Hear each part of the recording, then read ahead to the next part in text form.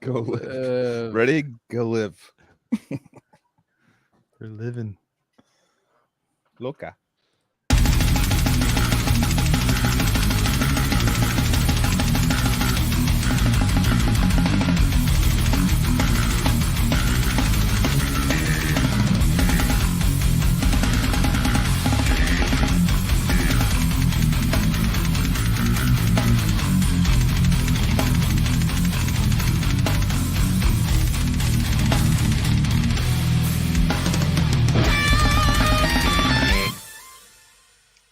What's going on, everybody? Cali Death Podcast back once again, episode 150. 3-year anniversary at the same time. I'm fucking super stoked to be here. I am your host, Anthony Trapani, and I'm joined by not 3, but 4 resident homies with me. I got Joseph K., Kerry Gear, Casey Howard, and Joel Horner with me tonight. Thank you so much to you guys for coming to celebrate with me. Oh yeah. Congratulations. Oh, yeah. Everybody. We did Dudes, for real. This is crazy. 3 years. It was a blink of an eye from 2 to 3 for me. I don't know about you guys. This one crept up on me way quicker than I expected it to. The weird part to me was like it's like 150th anniversary. Jesus, 150 years we've been going strong. And like with the having people come, we're having, you're going to explain pretty soon, like a bunch of people are probably going to pop in here, but it's more been like there's been times where like, oh, we gotta do the podcast, whatever, and then like we have like a sick time meeting someone new or meeting a legend it's like we're just having fun. And so it's like to be like hear Carrie say congratulations, it's like, oh shit, we're just we're like learning and being dorks all at the same time. It is, but it is a congratulations because we made it to another milestone without not doing what you were just saying, which is having fun. Every single week we're making sure that we're gonna have a rad time with the show, and we've been doing it consistently for 3 years now, dude. So I applaud my resident homies for still sticking it out for another year. Cheers to that. Yeah, cheers to that guys. for sure, guys. I mean, what I've always said about this is like it's always been, you guys have been insanely consistent with sticking to your schedule and making it happen and not slacking off ever. You know what I mean? And I am privy to some of the internal Cali Death chats, so Yes, I know sir. that there's like zero drama behind the scenes, like ever. You know what I mean? So it's like, congrats, you guys. You guys have been holding together, doing this every week for 150 episodes. That's just absolutely crazy. incredible. Real quick for context too, Carrie, like just remind everybody about the podcast you did before the real It's actually kind of spawned from Carrie. Yeah. Kind of literally Rayla what made me want to do this was experiencing that. So let's hear about that real quick.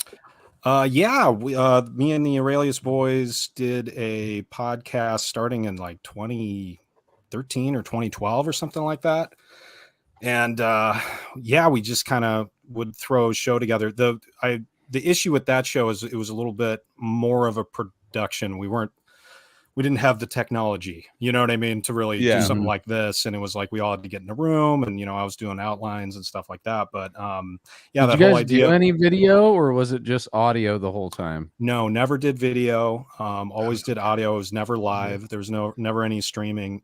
So the whole idea was it was like this kind of produced episode. And we started like bringing guests on and stuff, like Joel and Anthony and a couple other people came on, and it was really fun, but it was a ton of work. It was something that you really had to make a lot of time for, and it was really hard to like keep a consistent schedule with it. So if you look at the fact that we have 4 hosts, and then how many you guys were getting together, it kind of like we did kind of take a lot of pages from the Aurelia Cast blueprint book. Yeah, no, you guys will still be hearing from my lawyers. when all is said and done, I'm gonna be making out just fine. So The statute of limitations, though, I think is for how long it's been. I think you're fast. What year was that, dude? But no, I mean because me and Carrie, like, we were listening to podcasts and stuff back in like early 2000 or 2009, 8, something like that. We were getting into it, and Carrie was like, I want to do a podcast and blah blah. And I was like, and the way he was writing it out, I was very impressed with. I remember just going on probably your second or third episode or something, and it was very like everyone had the outlines. There was none of this Zoom stuff going on, so you could just be like looking with your glasses on. You have a 40 in your hand, and just like look at what's going on. And yeah, and it was we had outlines with like pictures, and we were trying to do the news too, which was a terrible idea, but it was still fun. And then the big dream, which is what you guys can kind of do on the fly, was like, I was like, oh man, it would be so cool to do, when and if enough people are listening, to like take questions from folks. They can email us questions, and we'll do email questions at the end of one day. And it's so cool because like that's something that with what you guys are doing, you can just like interact with your audience live. You know what I mean? It's so cool. By the way, thank you so much to everybody who's in the chat with us that I can see right now. I know we're live across a few platforms right now. We've been doing Twitch live every Thursday for quite some time now, and we decided for the 3-year anniversary we're gonna just open it up to more things. So it's YouTube and Facebook as well, right? That we're live on currently. And what about the comments that we're seeing right now? Is that coming from all of them or just? Yeah, it does. The thing that sucks about it, I mean, that's not that's cool about it, is that the people in Twitch and then YouTube can't see each other's comments. So if you're on YouTube and one person's on Twitch, you can't see the person both. So we'll have to we'll just probably throw it on there more so they can see it. Separate ecosystems, dude. You got to keep those Twitch people away from the YouTube people, dude. It's totally different crowds, dude. It's like water and oil, dude. They don't mix. Shout out to Ian in the chat. Yes, we are using StreamYard. We've actually been using StreamYard for quite some time. And shout out to Joel Haston. I went on his podcast, and he's the one who showed me StreamYard. And I was like, he's turned us onto that. Yep. We got start like a battle. Murray up in the chat. What up, Murdog? Twitch and YouTube beef. Ricky. Yes. Yeah. Murdog's jersey on for the third because I was like, I feel like I haven't worn it forever. I was like, it's kind of like a staple in the beginning. Was like the Merseys. I was thinking about Mersey tonight, but I was like, you know what? This is. I had this already packed. Oh, you Battle Forge. You got it. Yeah, you got it. Yeah. We're representing homies all around, guys. Hell yeah. We actually really are. Oh shit, dude. I didn't even notice that. Professor coming hard with that synesthesia shirt. What up? Heck yeah, dude. Have you heard of these guys? They're really good. Underrated record too. All right. Well, I mean, I guess we should. Are we doing let's do the plug thing real quick. Whatever. I got them ready to go. Here we go. Battle Forge Coffee. I'm going to be rocking it all episode. You can help us. So that's the biggest plug right there. That'll be with us all show. That's the homies in Deeds of Flesh. We've been plugging them since they ever started that company. We do it out of love, and we want you guys, all you death metal, underground death metal guys, if you drink coffee, which pretty much every human does, don't go to Starbucks. Go buy some Battle Forge coffee and make that shit at home. You'll make it better, I'm sure, too, if you actually fucking do your research.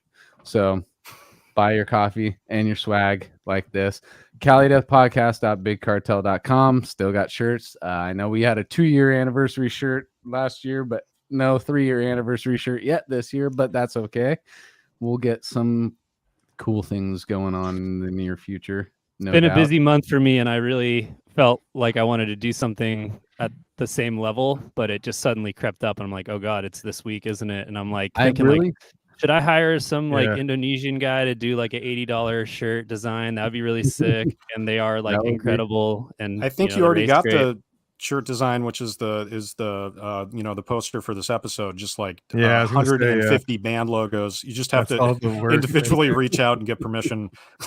To everyone. Get them all cleared, and then we can print them on the shirt. I must have that'd be cool, probably, because I'm sure like it's supporting them, and like we're not making real money off of it. It's like, all we're doing is promoting. You just put a 3. You put a 3 right here, and then it's on the back. You just have all the bands. You know what I mean? And then a little Cali Death logo in the corner. Cool. Very tasteful, and actually, very respectful.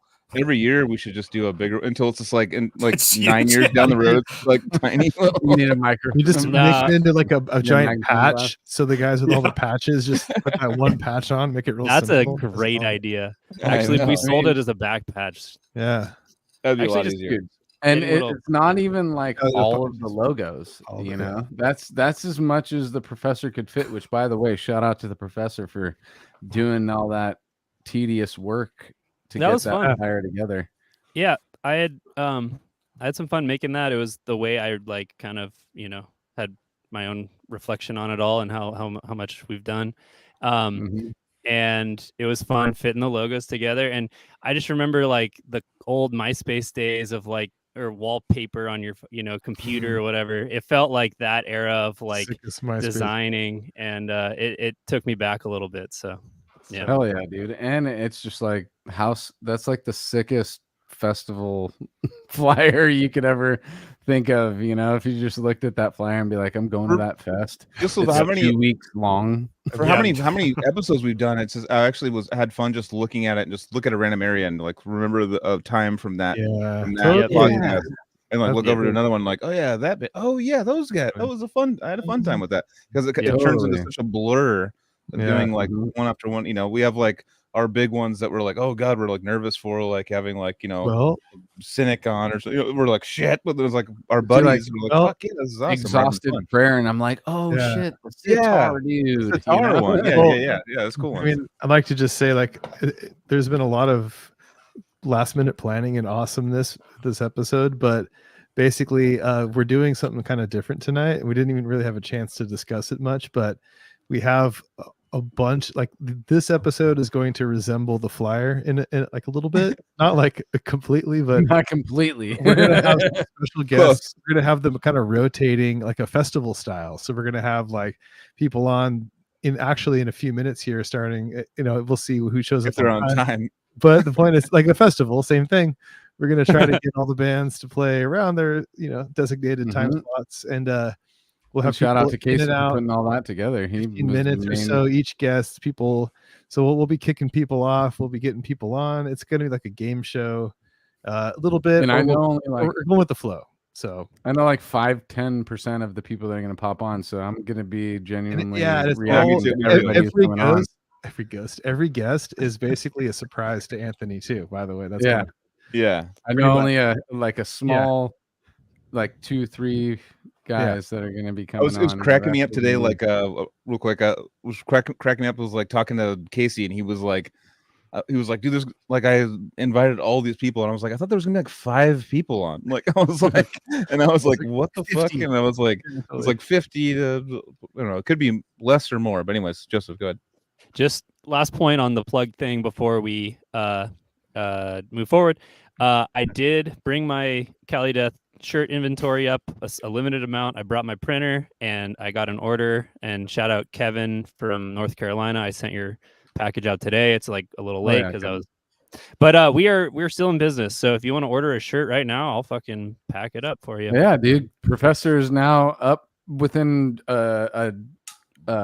just a small drive. I'm literally like a 5-minute bike ride from Cary right now. I could drive an hour to go give him a pat on the back and come back before our first guests, probably.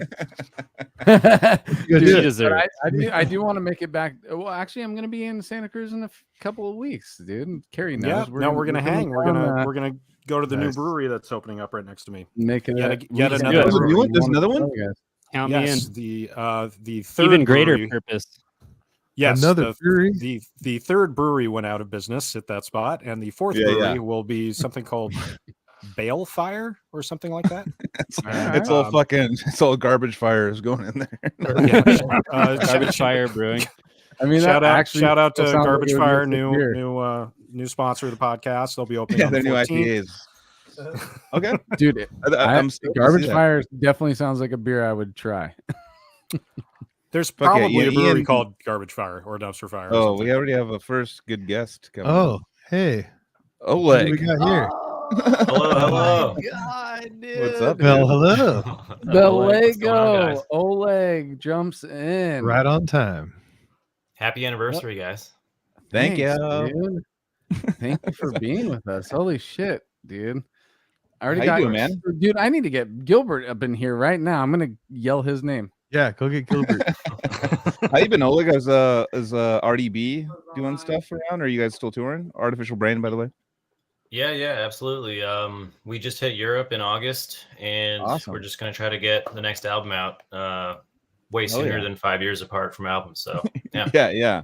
So for anyone that's listening, Oleg played guitar in Severed Savior on one of their last tours. Hopefully not On the Summer Insurrection tour. But yeah, you're Oleg. Your cover videos. Jesus Christ, man! I don't know how you figure that shit out. Because it's such a wide span of what you cover. It's anything from like a crazy Meshuggah song to like the most technical, like. And he's a lefty, Insanity. dude. I And love you're a lefty. lefties. Oh, here Shred, comes dude. Mike. Here we go. Here's Mike. I go. Thank you. I go. I appreciate that. Hey, No, it's Gilbert, awesome. Legos on. He goes, what? Hello. Hello, everybody. Oleg, what's up, dude? What's up, Mike? Oleg Zalman, dude. We call him Lego. He's probably gained so many more nicknames, but he'll always be Lego to us, dude. And yeah, like what Joel was saying, dude. Your cover videos, like the recent Defeated Sanity one that you just did. Man, Did you do that by ear? I just got chills. I just got chills saying that right now because I just like love watching you play because I know how meticulous and intricate you get with playing an accurate interpretation of a song. You know, you don't half-ass that. You've never half-assed. You've always been.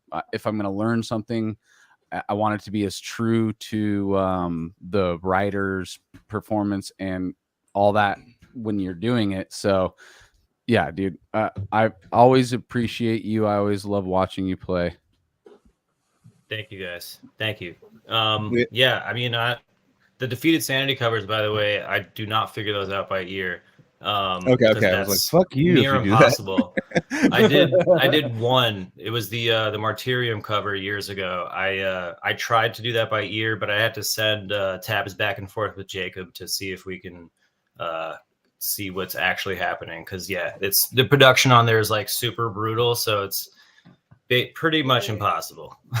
Well, before I introduce our next guest, Chuck real Schuldner just came on. I just want to say that you and Jacob could be like family members, Oleg. If you put Jacob and a picture of you and Jacob together, like you could be very much related. I could definitely see that. I've seen pictures of Jacob where for a second I have to do like a double take. I was like, what am I looking You also at? look like Jeremiah Watkins, by the way. That's a deep cut. Jeremiah Watkins. I don't know who that is. Hold on. The comedian. Look him up. So okay, Max I'm not Phelps- doing it. No, I'm not going to have Jeremiah Watkins. Bigger than yours. level. So I love Jeremiah Watkins. Hell yeah, Max, dude. Max Phelps. How you doing, buddy? Oh. Pretty good. I want to know more about Jeremiah Watkins. Okay. He used to be on the show called Kill Tony. He was the saxophone Saxophone player. And back before the old band, the new band's there now, but he was one of the original members. Yeah. No, he was amazing. He's a shredder on sax, no doubt, and he's a sick stand-up. Yep. So how you doing, Max? What's going on? You have a moment not touring? Yeah, for the rest of the year, pretty much. Okay. Yeah. Hell yeah. What's That's up, awesome, guys. Max, hi. We've never met, but I what's love up, Mike? you. I know, dude. Likewise. Yeah, dude. Good to see you. Yeah. Hit me up. By the way, Absolutely. Because Will I don't think you need my help for stuff, but you know, no, I will, dude. I know what they're talking about, but I don't know if we're allowed to say it. Are we allowed to say it? I don't know. Yeah, I don't know. I don't know.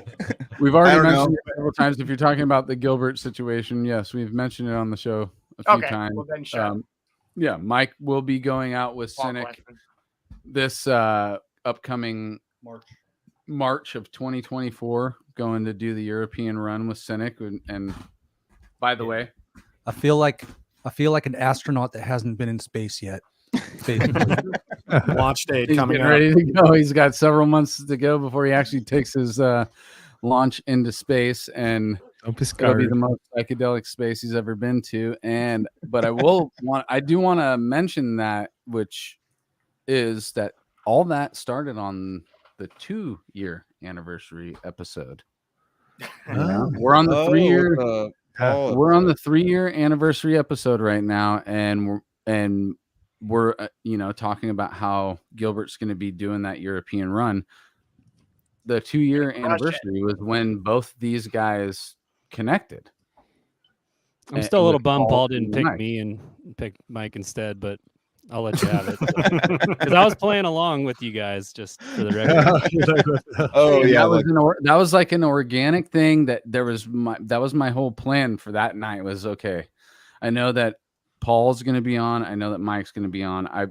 I don't care really the order of anything else. I just want to make sure that those guys get on at the same time so they can meet and vibe out. And then, one of my favorite a few months ago, Max, like you guys played Santa Cruz. I know it wasn't a great show, but as far as like I heard, I actually, it's part of my fault why you had to play that show, but I apologize in advance. I like it. Yeah, but we remember it now. It's definitely. It was fine, dude. It was fine. Yeah. We had Kelly on last week. He was like, dude, the lights were all brutal. And like, the lights were a little awkward. Yeah. You need those sometimes. Yeah. I remember walking up after the show. I was like, dude, I told you I was crying, and and Max was like, no, I saw you. You were crying. Yeah. We all were fanboys that night. We got as close as we could. Really, just the way you said it, though, it was so funny that you were just like, yeah, no, I watched you cry. It's fine.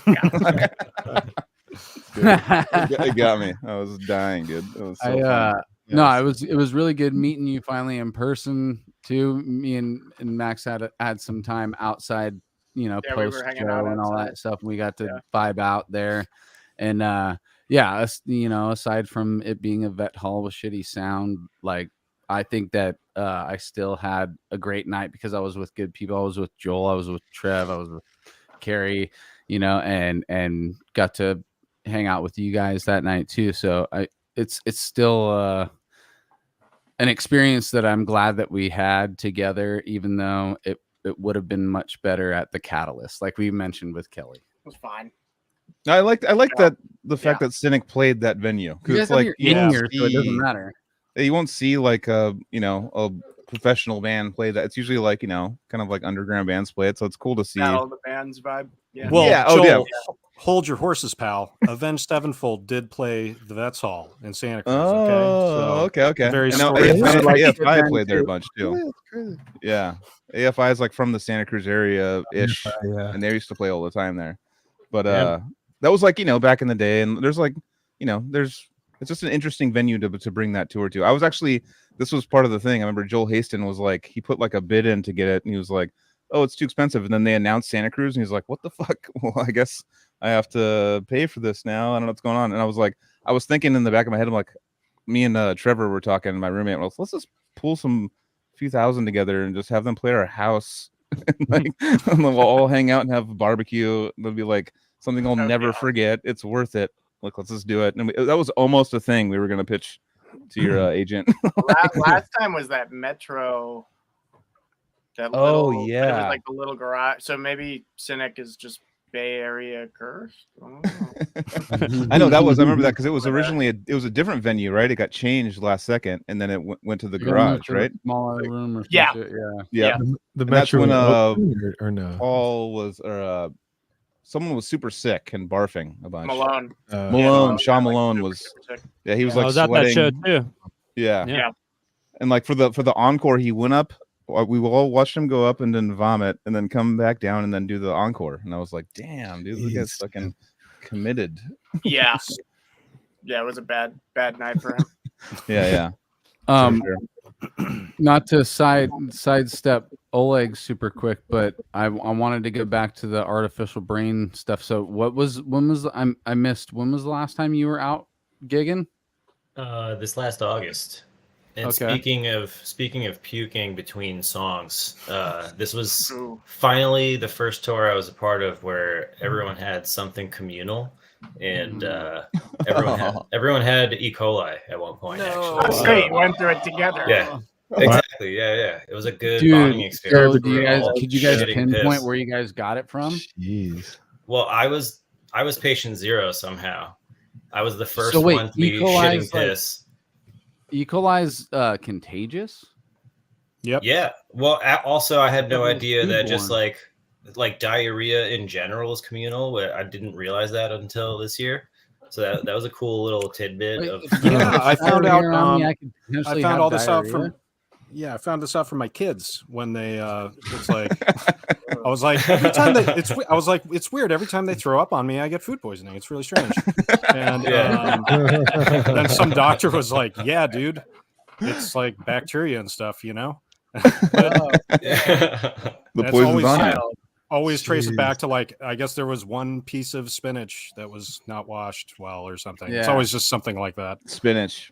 It is mostly spinach. leafy greens, right? That people are Yeah, like, I mean, "Oh, dude, uncooked pork is gonna make me sick." It's like, actually, no, No. it's the salad that you ate before the pork. Exactly. Yeah, that's number one. Like Yeah. food poisoning Yeah. is salad and Anything vegetables and stuff uncooked, like that. basically. Yeah, unless it's Yeah, like yeah. high grade sushi or something. Yeah. Yeah, I Oh, have like, no since idea we're- where it came from, but somehow everyone pulled through, and no shows missed or anything. So Wow. it was amazing, all things considered. God. Brandon Giffen and I got it really bad in Vegas on that last Cynic tour. But it was like Really? it happened to be a day off. Yeah, but we both got. But now I know. I thought it was like something we ate, but maybe I got it from him. It's actually Yeah, very son of a common to just have weird shit Yeah. happen on the road, dude. If you come home like with like it doesn't hurt when you pee and Jesus. That's That's cool. no, I'm trying to like think of like That's a all little the things weird. that you could possibly come back from tour with. It's like either I got bubble guts That's good or if you can, yeah. or a cold that just stayed in the van and everybody got it, dude. Like how many times have you gotten the cold on tour? I think it's very common. I got 1 out of 2. 1 out of 2 tours that I went on, I had like a cold most of the time. I forget one probably every time. Probably like something, right? There's like the never-ending cold that just will circle around the van for 30 days. Like the first person will get it, and then it'll just work its way. Yeah, through yeah. every And they're like, member, stay and away then from me. And then By yeah. the time the first person who got it is better, he's just getting it again. You know what I mean? Just never-ending. I guess I've been lucky. This only happened once for me so far. Thank God. What you, Max? You gotta like sing and shit. Like, I mean, if you have a cold That for was us, the we first just time getting food poison. Like I've only gotten like fever things before, or like cold-ish stuff. I've never gotten. I think for death metal vocals, at least for me, I can't. I know everybody's like doing different stuff, but I feel like being sick doesn't usually take its toll. Maybe some congestion is bad sometimes. I don't know, but I feel like you can get away with it a little bit more. Congestion yeah. might even help you. Like Sometimes, having, like yeah, a, if you get a like that mucusy edge, throat, yeah. you get a little extra. you don't have to boost push as in hard that. as it's like comes out like Lubrication. naturally, kind of Yeah, just through mucus. Makes sense. exactly. That's awesome. Bad It's time. funny that you popped on while we were talking about Oleg's covers of Defeated Sanity, and then you worked with Defeated Sanity on that disposal, That's right. Disposal of the Dead, Dharmata split that they did with themselves. Isn't that crazy? A band doing a split with themselves. You wouldn't know though. I know, right? Yeah, that's some boss shit. Yeah, you really that wouldn't. stuff's, that's hard stuff to play, man. That's I hung out with here and there, but Lille in Berlin like 2 weeks ago. oh hell yeah. Yeah, Hell yeah. it was really fun. Nice. I wanted So to shout remind- out. Yeah. Remind me, Max, the connection with Defeated Sanity and you again. That was he just hit me up cold basically. Okay. Before, he just wanted somebody that could do that style, and Oh shit. pretty much it. What up? Hell yeah. Awesome. Krispy Kreme. Well, Beating it's in the the house. man himself. What's up, Dude, dude? anybody who's watching this and doesn't know, because that's like the most asked question we get to the show is who does that intro? Even though as soon as the song ends, your name and Dreamer Official is the plug, the link. Everybody's That's it. Who does that? I was waiting for it. And I don't. None of us respond to anybody. I mean, it's there. Yeah, all but right there. People will be Right, put it on listening though. They're not Every single watching. episode. So Yeah. this is the man behind our intro. If you don't know and you're curious, Christopher the And- Beetle. He's Beatty. I never say it right. I'll never. It's Beatty. will. Is it Beatty? Just Really? say Beatty. No, it's Beatty on our show. Whatever works. I don't care. And it's Beatty, but we started with Beatty, and Anthony was like, "It's Christopher Beatty," and that's just what it is. And that's It's just- Beatty. What It's it forever is. Beatty to talk. us. But Christopher Beatty from Dreamer and Zenith Passage. What's up? Hell dude? yeah, dude. What up, dude? What up, Love you, guys? man. Yeah. Love you guys. Congrats on the Yes, 3 years. love you too, dude. Thank So you. much, so Thank much you. good stuff has happened for you in the last year as well, bro. Yeah, it's been pretty nuts. It's been a cool little ride. Yeah, that Zenith dude. album is amazing. It's, Yeah. Thank Yeah. you, dude. it's really Jesus sticks out. Christ. We're very, very proud of that one. Yeah, Yeah. you should be. Yeah. And the cool thing is that you talking to Justin and stuff. You had input on the album, right? It wasn't just like you coming in and playing, and so you have like songs on the album, right? Yeah, him and I wrote. We worked on Divinertia 2 and Deletion Cult together. So it was Hell like, yeah. Hell like yeah, dude. sending guitar pros back and forth, and yeah, it was cool because like I had some ideas for Deletion, and it was just like me writing Zenith riffs, and then like I sent it to him, and it was just like super natural, just like cranked it out, and then Divinertia was like, oh, like I have like this much of a song, and like I'm kind of stuck, and then we worked on it together. So yeah, it was sick, super organic, and like it was cool. Yeah. Oh, Cool to dude, put you that totally in. fit. You're the puzzle piece. Oh hell yeah. Speaking of Confused Sanity, Hold on now, dude. We're not even an hour in. We're 30 minutes in. And we have all of this. All the going on. heads are out today, man. Yes, sir, dude. I think going just on? only the other night we were partying. What's up, man? Yes, sir. What's up, man? In the house. oh yeah. Santa's- Yeah, Dude, what's up, guys? This is sick. What's man. up, man?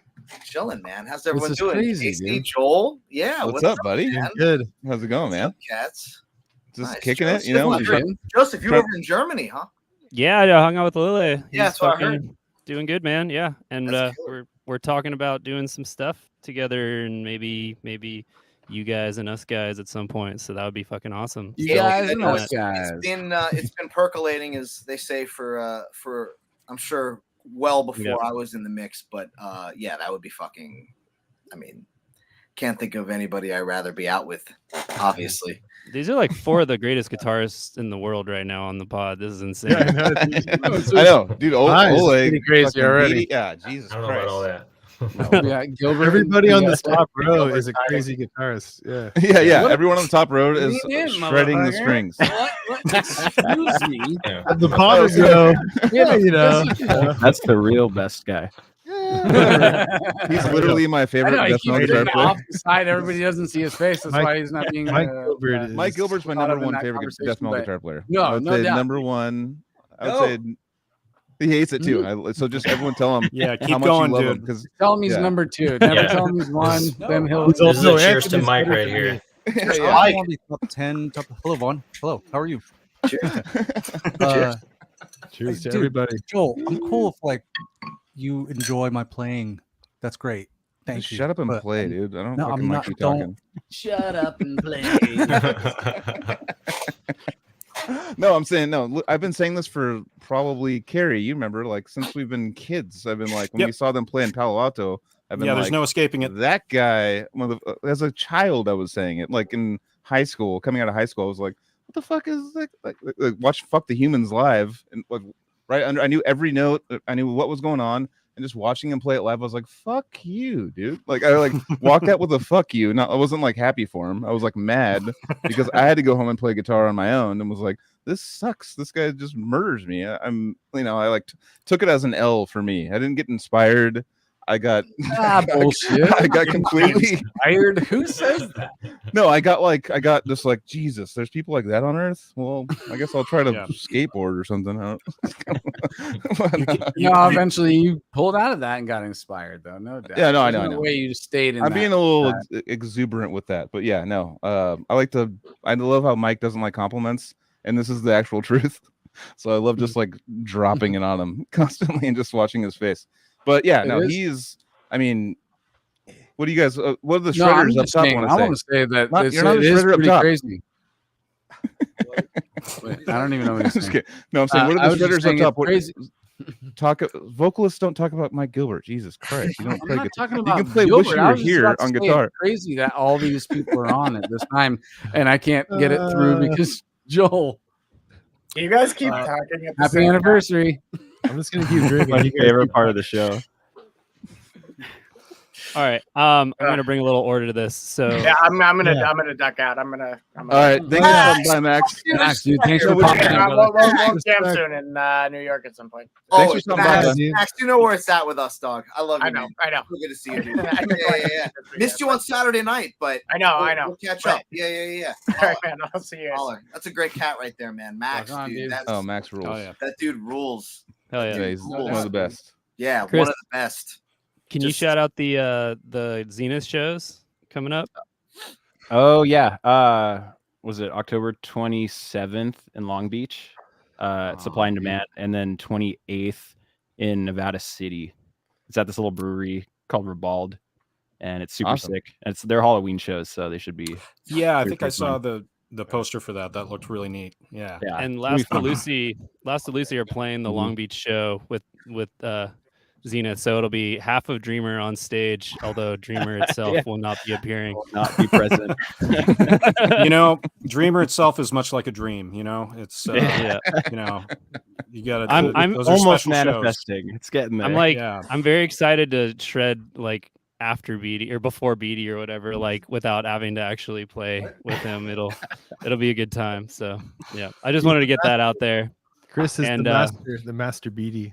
And the Different Nurture 2 solo is like the greatest guitar solo of 2023, fucking hands down, dude. God, you guys I hate it fucking so much. crushed It's that so hard. album. You hate it so. I know, of It's course. so That's hard.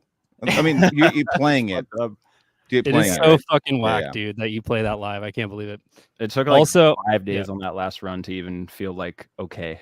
The first 4 I was just like, nope. It's like this is But- not my room anymore. It's like So fucked up. The first time I Yeah. tried to play it standing, it was like 60% there. It's like, oh no.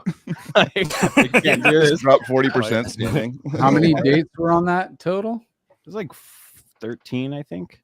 Nice. dude, Like that halfway really through is just, like, finally. getting really in the groove right there, and then you're done. You Yep. being on tour is totally getting used to it for like the first basically third of it at least. Yeah. And then Oleg, I saw the Severed Savior tour in 2012, and that was a huge show for me. Made a big impact. Still one of the best shows I've ever seen. That was fucking What sick. show were So, you at? the Yeah, which Pacifica one are you show. talking about? Wow. Oh, Yep. Winters. Yeah, I've talked Wasn't about it on that the pod a hard bunch that of night? times, but I was not on the episode with you, so I haven't been able to tell you directly. But yeah, that was fucking rad. For real? Nice, thank Oh, you, man. Yeah, And, was that yeah. the first show of that run? Mhm. No, Mhm. not including Vegas Death Fest. That Yeah, I was guess that was your both- first show with Severed ever. Yeah. That was both mine and Oleg. No, Vegas was your. It was- Vegas was our first Yeah. together, and then Yeah. we had what was the space of time between Vegas was and like a tour? week before the tour started, something like that, a week and a half, Something like that. And then the first show of the tour was Pacifica at Winters. Yep. For sure. Oh shit! Hey Joseph, stand up. Oh, what's up? So Adam Friedman is here. Adam, What's up, buddy? I haven't seen you in forever. Dude, Dude, Dude, this is one of the more Joseph's shirt. popular. he did the art for that cover right there. Adam, dude. Oh, the nice to Odious meet cover. you, brother. Good. Oh hell yeah, nice shirt. No, can we? What's your Hey, brother. Instagram? High five. You have like your style of art. I've been actually super into lately. Iron the, Glacier, dude. Iron Glacier. Appreciate Yeah, it's like this like Mhm. 3D kind of looking art. Can you explain your art to everyone, like how it works Yeah, I mean, with like drawings and Dude, stuff? he just popped in. Like, let's fucking ease him in, bro. I'm just gonna grill anyone that walks in. ready. Adam, how's it going? So could you please holy like yeah? shit, I haven't dude, seen I'm you in in with- forever. I'm like, dude, So- can you talk about your art? So, it's good to see you. All Anthony, the song lyrics you've ever written. Anthony if you could does- explain all yeah. of those really quick for us. Thanks. Anthony is also. These are all a surprise to Anthony, by the way. So everyone just. That's part of the fun of this whole episode Yeah. is that Anthony doesn't know any of these guests. I was and like, dude, I've never met Adam personally. Adam so I- is my homie from high school, and we grew up together with David Siskin and started Odious Morna way back. The whole, but dude, my friend Adam here, he showed me Jethro Tull for the first time, like on acid in high school. Like, you know, like, dude, this is like my brother from the way back, and I live with his other brother now. I just moved in this last weekend, so I sent him the link if he can jump on. We'll see. It's kind of a secret, but everything's a surprise tonight. But anyways, I love you guys, and Adam is my old time homie. He's a tattoo artist now in Portland, Oregon. He's a fucking insane tattoo artist. He did the cover for Synesthesia, the Odious Mortem thing. He's a painter. He's fucking master's degree artist. Fucking Iron Glacier. Right in there. Anyways, Adam, hi. Oh, hi, dude. I just want to like, say what up and have him... this shit that you do. This is Instagram, for his. Yeah. That shit's so sick. In it fucks with my eyes. Let's do that. Yeah, that's his Instagram. It's like, I think that you could tattoo a thing where you cross your eyes and then it has like a deeper little thing in there. What were those called back in the day, dude? You know? God, what were those called? The ones with the hidden images. I don't know, Magic Eye. Magic Eye. I don't know if I ever saw the image. You never did. I had to cross my eyes to see it, and you'd see it inverted. Got squid. Fucking brother right in here. What's up? Friedman's. All right, let's do a roll call for everybody, and just so everybody knows everybody. 10 people. Okay, so it's all good. Squares down in the bottom left corner. What up, dude? How's it going? Good to see What's you, up, brother. buddy? Long time. And you got the Iron Glacier hat on, right? That's the logo. Okay, dude. Yeah. Square, how the fuck are you doing? I haven't seen you forever. Good, how you been? Adam and Square. Good, man. We got Christopher up at your top left. We don't need to do this. Second to him. We got Vaughn in the middle up there. Carrie Gear, you guys know Carrie Gear. Joseph K. We'll do yourself, your brother Adam. There it is. There you go. Why do I need to say there you go. I know you're doing like the rounds. Yeah, dude. So it just got chaotic. I just want to make sure everybody knows everybody. Appreciate that. Thank you. So, see, dude, Adam, we got dudes like Vaughn up here plays in Defeated Sanity. Remember that band, right? Yeah. And Oleg played in Severed Savior, and he's got other projects. And then you got to hear. Have you heard Zenith Passage yet? I don't think so. Oh, dude, I got to send you that album, man. Yeah, because we've listened to death metal since like the late '90s together, man. You know, like back in the day. And then Chris up here, he's also got this band Dreamer that you got to hear, dude. It's so. Oh, good. I've been listening to them actually. Oh, you have? Rad. Dreamer? Yeah, sure. Thank you. Oh yeah, that's sick. Dude, yeah. Fuck yeah. Good shit. So tight. Yeah. This is awesome, guys. Yeah, I've been wanting to get you like my homies and people like that are just different like on this, and I'm so stoked to have you on, Adam and Dave too. Dave's my new roommate, like in this place actually. It's kind of funny. Yeah, it's like our both brothers.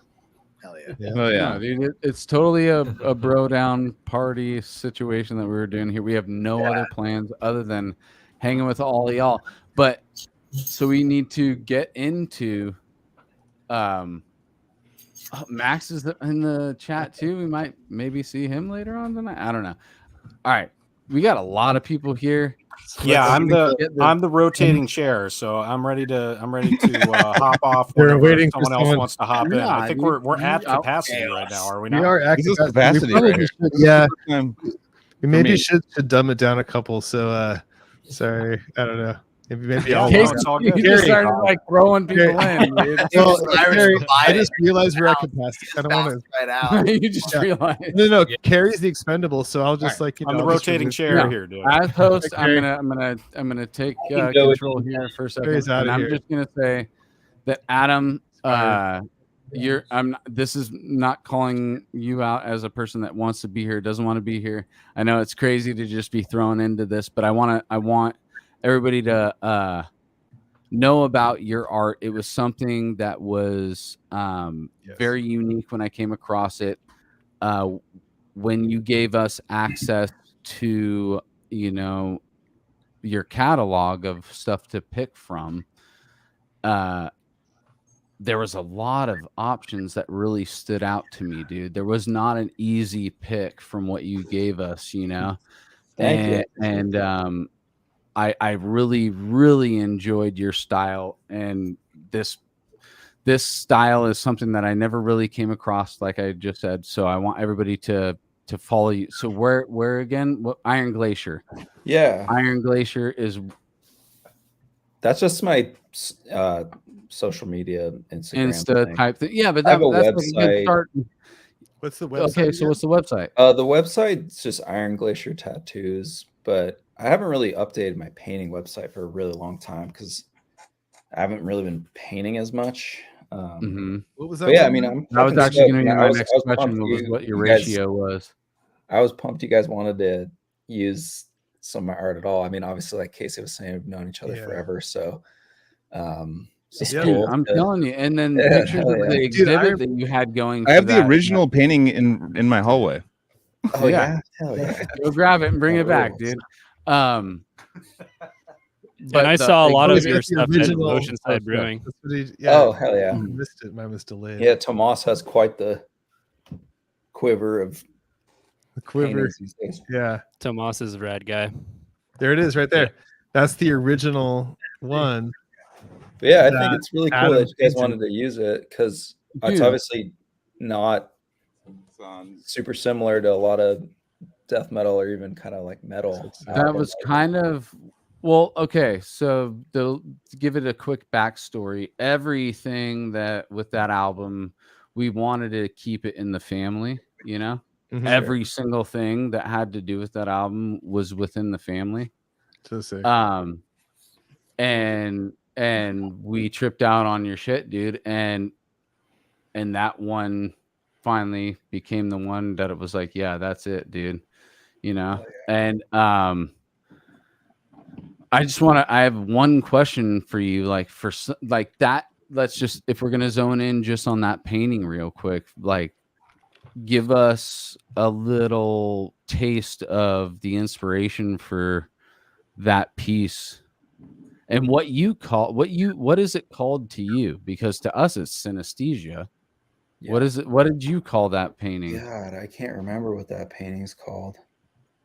But that works. I mean, I think that painting was from a series that I did for a show I had in San Francisco in like 2015 or something like that. And so I don't know, a lot of it has to do with different kind of like theoretical or different theories of the universe. So like I'm super into different kind of like multiverse theory and string theory and all the stuff that I was reading about at the time. So the paintings were very kind of like weird geometric kind of landscapes and spacescapes that I don't know, were kind of inspired by that. But I think ultimately a lot of my work has been inspired since I was a kid, like psychedelic poster art, like rock poster art, and you know, like Roger Dean and like 70s psych rock type art that I mean still love the music and still love the art. So it's kind of always rooted from there to some degree, and you can probably see a little bit of those kind of influences there in any of the paintings or even like the tattoos I do too.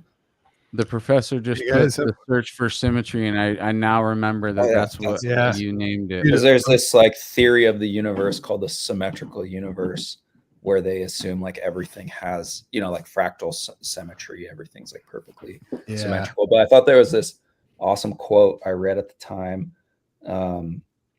where it said that things are usually the most beautiful, or we find them the most beautiful when they're not perfectly symmetrical, but they're kind of on this backdrop of symmetry.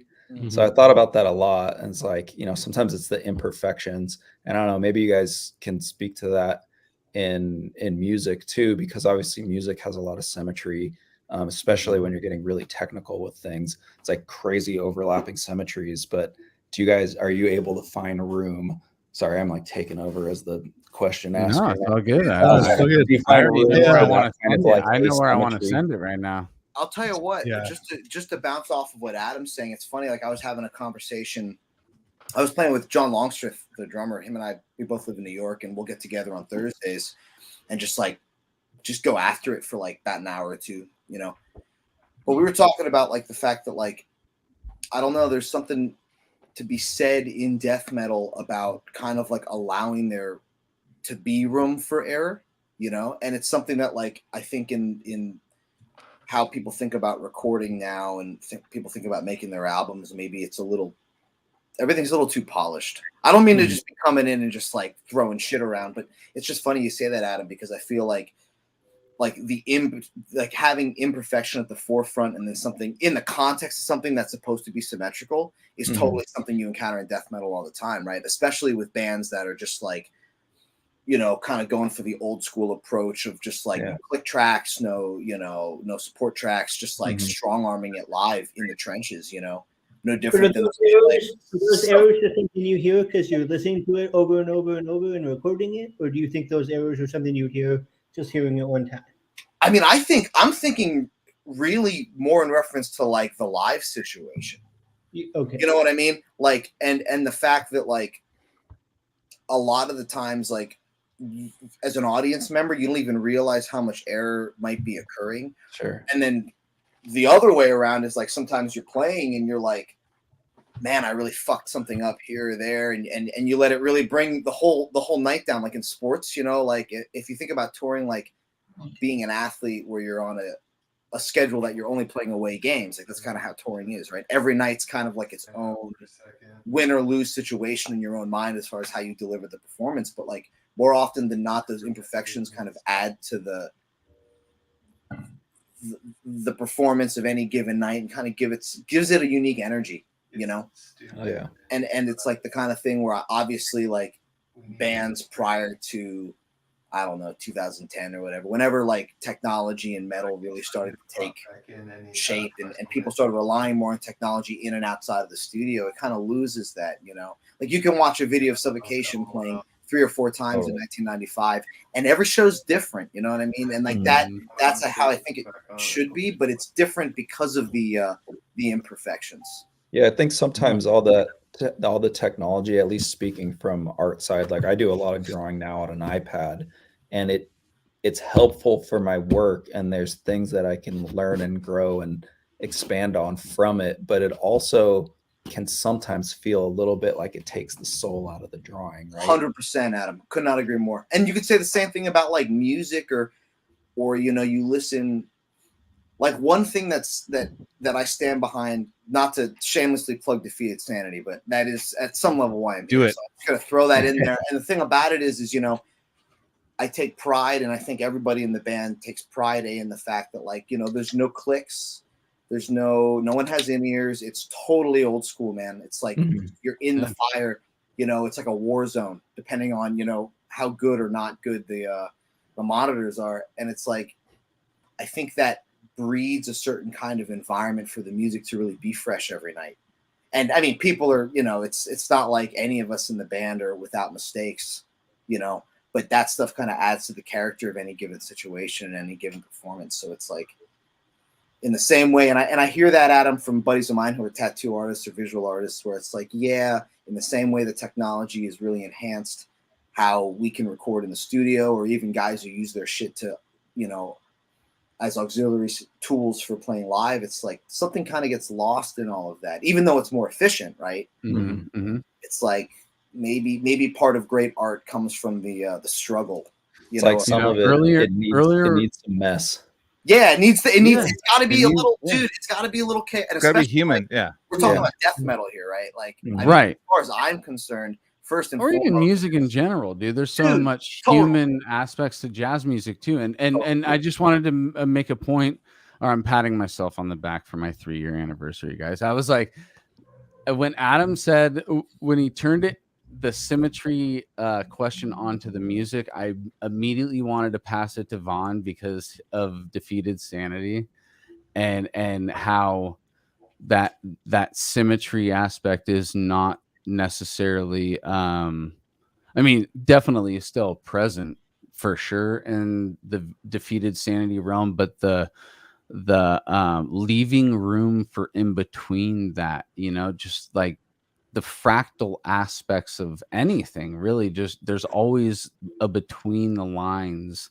If you can dig into the cracks, and that's what happens in between that organization that most people might follow, but there's like such a adventurous Spirit to it. flavorful spirit in between that. Definitely. You know, Definitely. I mean, like, you know, it's the kind of thing now, like, having had a couple, now I have a couple of tours under my belt, you know what I mean? Like, what's up, dog? Oh, God, Casey, we're in the middle of a conversation. Just drop a bomb. What's up, Risha? Jesus Christ. dude, It's an old school bass player, decrepit birth. Like fucking, this was my dad basically when I was starting to we were playing this bass. is that low level of that early decrepit birth. He was the one that showed me like you know, like, oh, because I was like kind of like a newer bass player. He's like, this is what the amps you want to use. This is the thing you want to use. This is like, you basically like were teaching me the ropes as I went, and I love you. I miss you. Yes, and I just, before you start talking, Risha, I just got to do the same thing.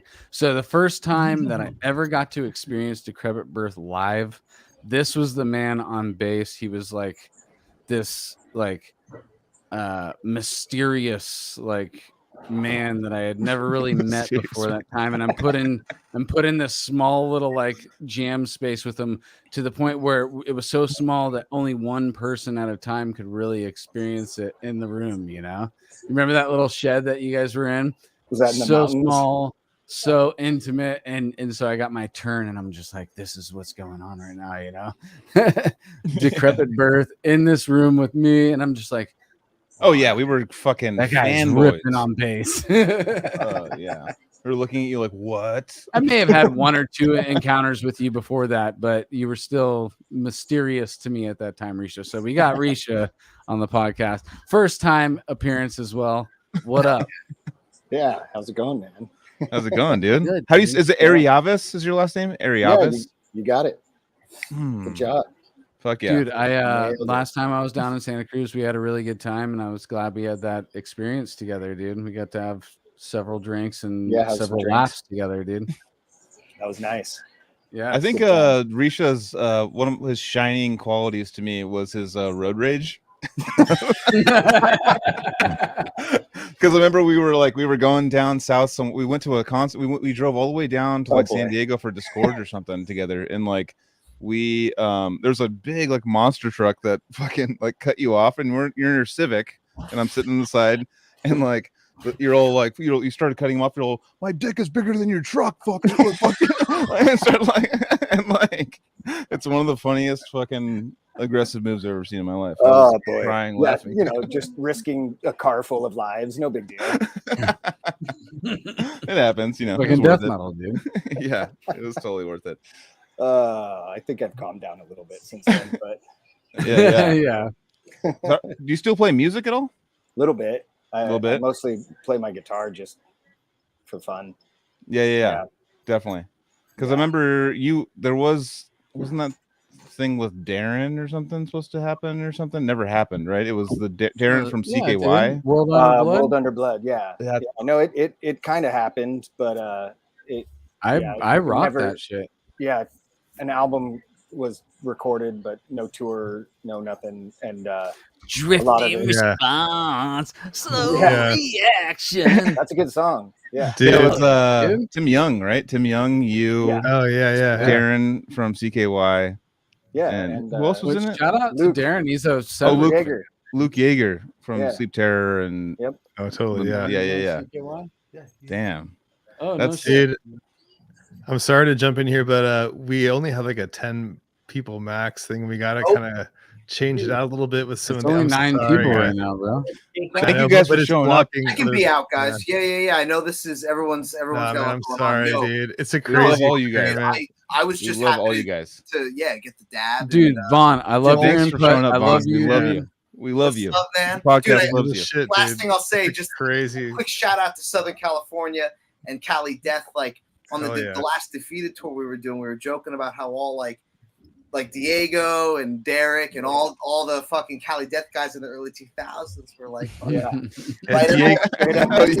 So we'd be on the road.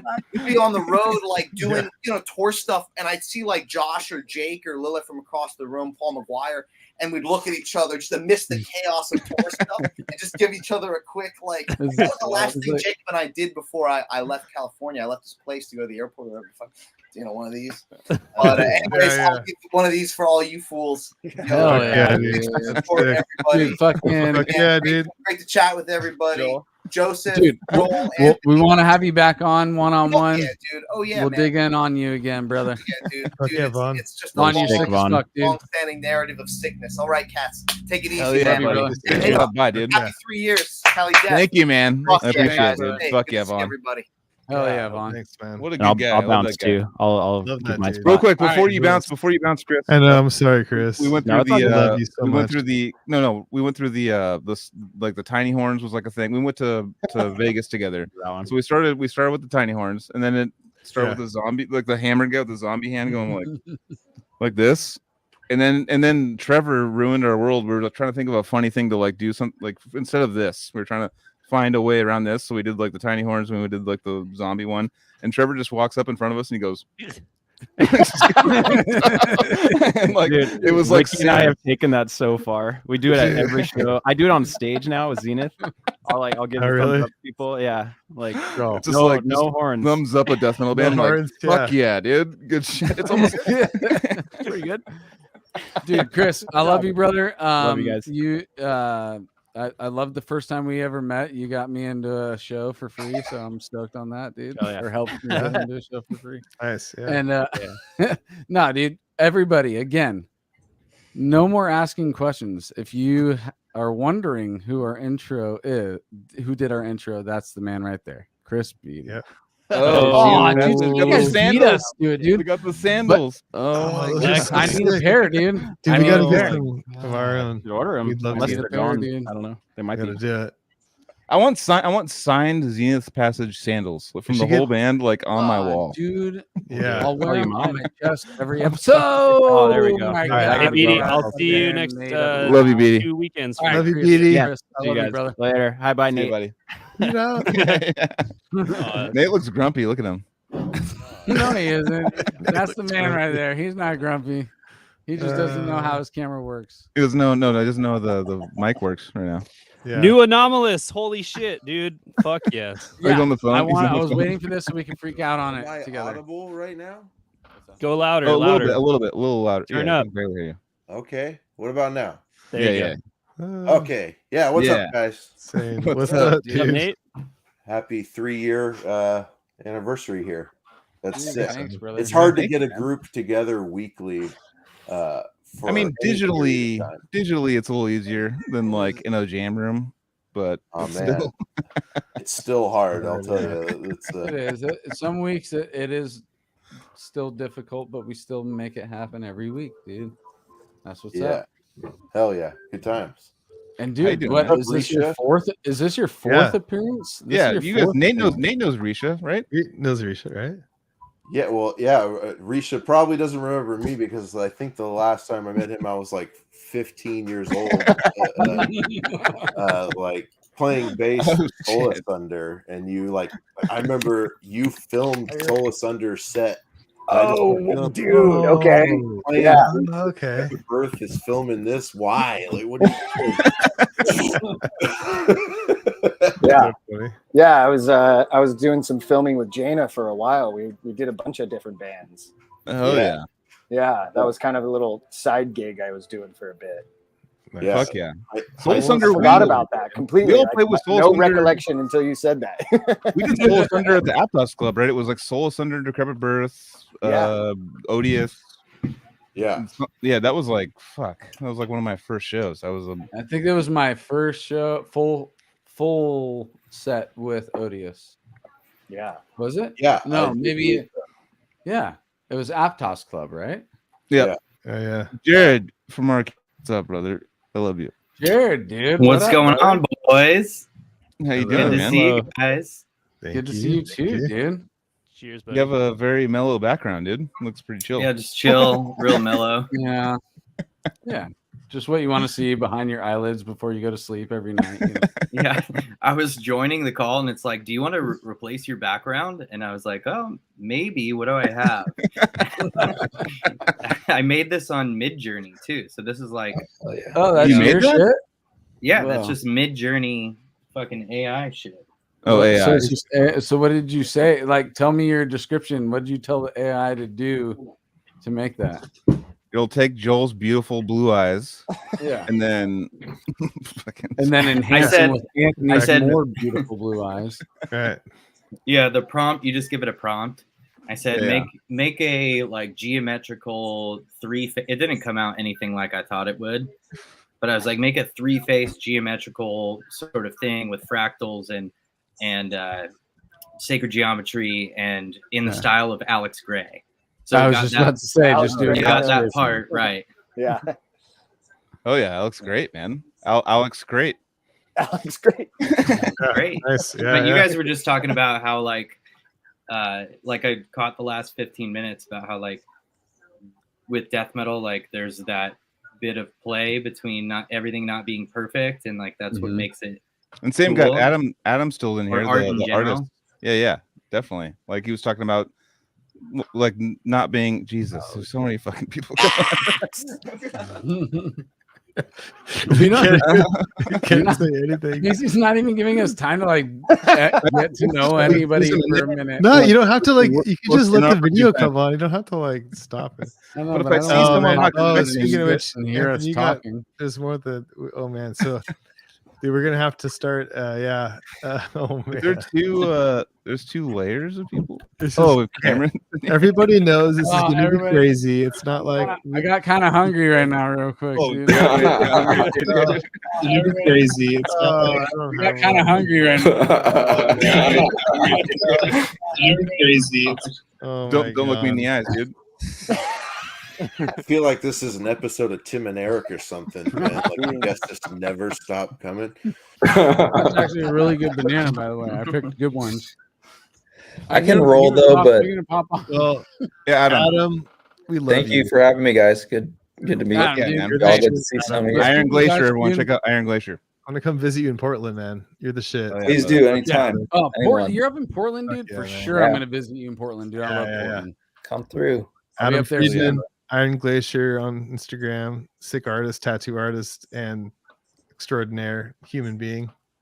All right, lots of love, you guys. Thank you. All right. Thanks for coming on, Adam. See you, buddy. All right. Cameron, Big Banana Argon is in the place, dude. And your head's just gone? What's up with your head, dude? The hat blends in. Is it a banana? It Or does, is it dude. a hat? It's a You banana, just made out become of like banana? a giant hat of bananas dude, that falls behind you like you're a Rastafarian that's got yellow dreads that just keep going and going. Holy Yes, shit. dude. We got fucking big chocolate in the place, which by the way, Yo, chocolate just and coming to show my banana work respects. perfect. Fuck yeah, Most dude. definitely, dude. I've Nah, listened dude, to that you're- album more you're- and more and more since you came on. I mean, the day before or the day of our podcast, I was like, this is the perfect like work music, and it's still flowing, dude. I'm stoked. Good to hear. Hell yeah. Hell yeah. Yes, dude. No, if anybody is not listened to the episode, this is the third appearance by Cameron, by the way, and I think that everybody should be checking out that new Disfiguring the Goddess. Which, by the way, I got what happened. What I love about this is every time I have Cameron on, he just sends me tons of new sick music, and I have a whole new album to listen to that nobody else will be able to listen to. And I told him today, I was like, I'm gonna give myself that isolated place to really get down with it because I know it's gonna be sick. We had the big inside joke with the bananas, though. We had the big inside, but Max from Anomalous just showed up, and we just like jumped right. Yeah, over dude, that. we kinda Jesus overstepped Christ, like him. one of my favorite humans in the world. This dude, this fucking coming through. We got half of Anomalous on right now. Hell yeah. But yeah, dude, So, Max, what up, brother? Are you guys working on shit? I feel like you. We got no audio by Max yet. Max, but we can read your lips though. So, are you working on stuff? What's going on? Yeah, so we are working on stuff. Well, Hell yeah. We did re-record the entire EP, right? So that's the new thing. Yeah, so that's I wanted to bring released. attention to that real quick, Nate, because dude, I had that as soon as it came out back in the day because we've been homies for that long, you know, and that was always something I was like, holy shit, dude, what the fuck is Brutal Bands putting out right now, you know? Because that was Brutal Bands, right? Yeah. Well, they didn't write The the music. first- Sure. They wrote all the music, dude. Brutal Yeah, Bands. yeah. They provided. No, Unique it was Leader a wrote Brutal all Bands of movie. Otis's music as well. They wrote all of Severed's music. No. Yeah, well, and they also, you know, like sold our music, so we had to like re-record it to own it again. So that's that's the move I hear about nowadays. Labels. Okay. Yeah, I'm sorry I brought we've up the tried to- record label, but I just that's not what tried I wanted to to say. contact them to get our music back, really. So what we decided to do was just upgrade the tunes as far as the production goes, and just now we own it. So I encourage people to listen to the new stuff that's coming out. So It that's sounds a fab. move that bands can do though. If bands like are under a label and they decide to be like, okay, well, we're gonna do one on our own and re-record it on our own, and just it's even though the band is still signed with a label, you still own the new recording, right? If you don't put it out through them. Well, yeah, it depends on how you copyright the music, because you can, if you copyright like the sheet music of it, you own the notes of the music, you own the composition and like the rhythms of it. But most of what like music is copywritten as is the recording of the music, which is you know, it's the easiest way to do it because most people don't write out their music. I mean, I know nowadays it's a little more common to do like Guitar Pro and stuff, so you kind of do have the sheet music. I still don't write like that. Max doesn't write like that. We're very just like, I'm a caveman chunk writer, dude. So I don't want a computer to impact that. No, So I'm dude. gonna And it's take so my crazy when you own listen to Ontogeny or Anomalous, and you guys are just like, "Yeah, dude, we're fucking apes over here, bro." It's like we're just fucking. So a band can be bananas. like, okay, this album did really good, but like we don't really like the sound of it. We'll just re-record it and release it on our own. But with the sheet music, actually, this is bringing back memories from your episode, Nate, where you're talking about like a Beatles member or something in a courtroom or something, right? You brought that up, right? Something about like like George Harrison playing My Sweet Lord to a courtroom. So like the courtroom's like, we're seeing George Harrison live right now on jury duty. This is the best day ever. I'd love to be on jury duty that day. You're like watching the Beatles. It's sick. But like, so how do they judge? Because if the sheet music is like, well, if it's in a different key, does it matter? If the patterns matter? If it's like a different, well, I suppose it goes to litigations, right? There's been people that have won it. You know, John Fogerty was sued for sounding too much like John Fogerty. You know, that's Creedence Clearwater. So Creedence Clearwater didn't own any of their music, and he had a solo career. And the owners of the music sued. They're like, "Hey, man, you sound too much like Creedence." And he's like, "I am Creedence, of course I do." You know, so. But yeah, you know, I think for us it was also a point to upgrade the tunes, and we're writing new music, hopefully. So we also have this long distance thing working out where Max is living up north. I'm in California, Tim's in California, and Sam, our new member, is living out in Northern California. So we're writing new material this long distance route. So this was a perfect opportunity for Max to get a computer, learn how to record digital stuff, send files back and forth, because it's material we were comfortable with.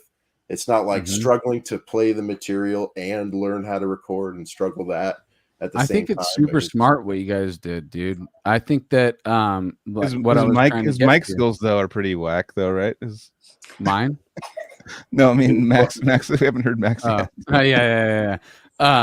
He's obviously what I was alluding to is I saw what was going on in that early EP, you know, and I understand why you guys wanted to re-record it, not because necessarily I mean it sounded good, but obviously you guys, what I'm trying to bring it to is you guys made it modern, which is so crazy because those songs were recorded in what, 2006.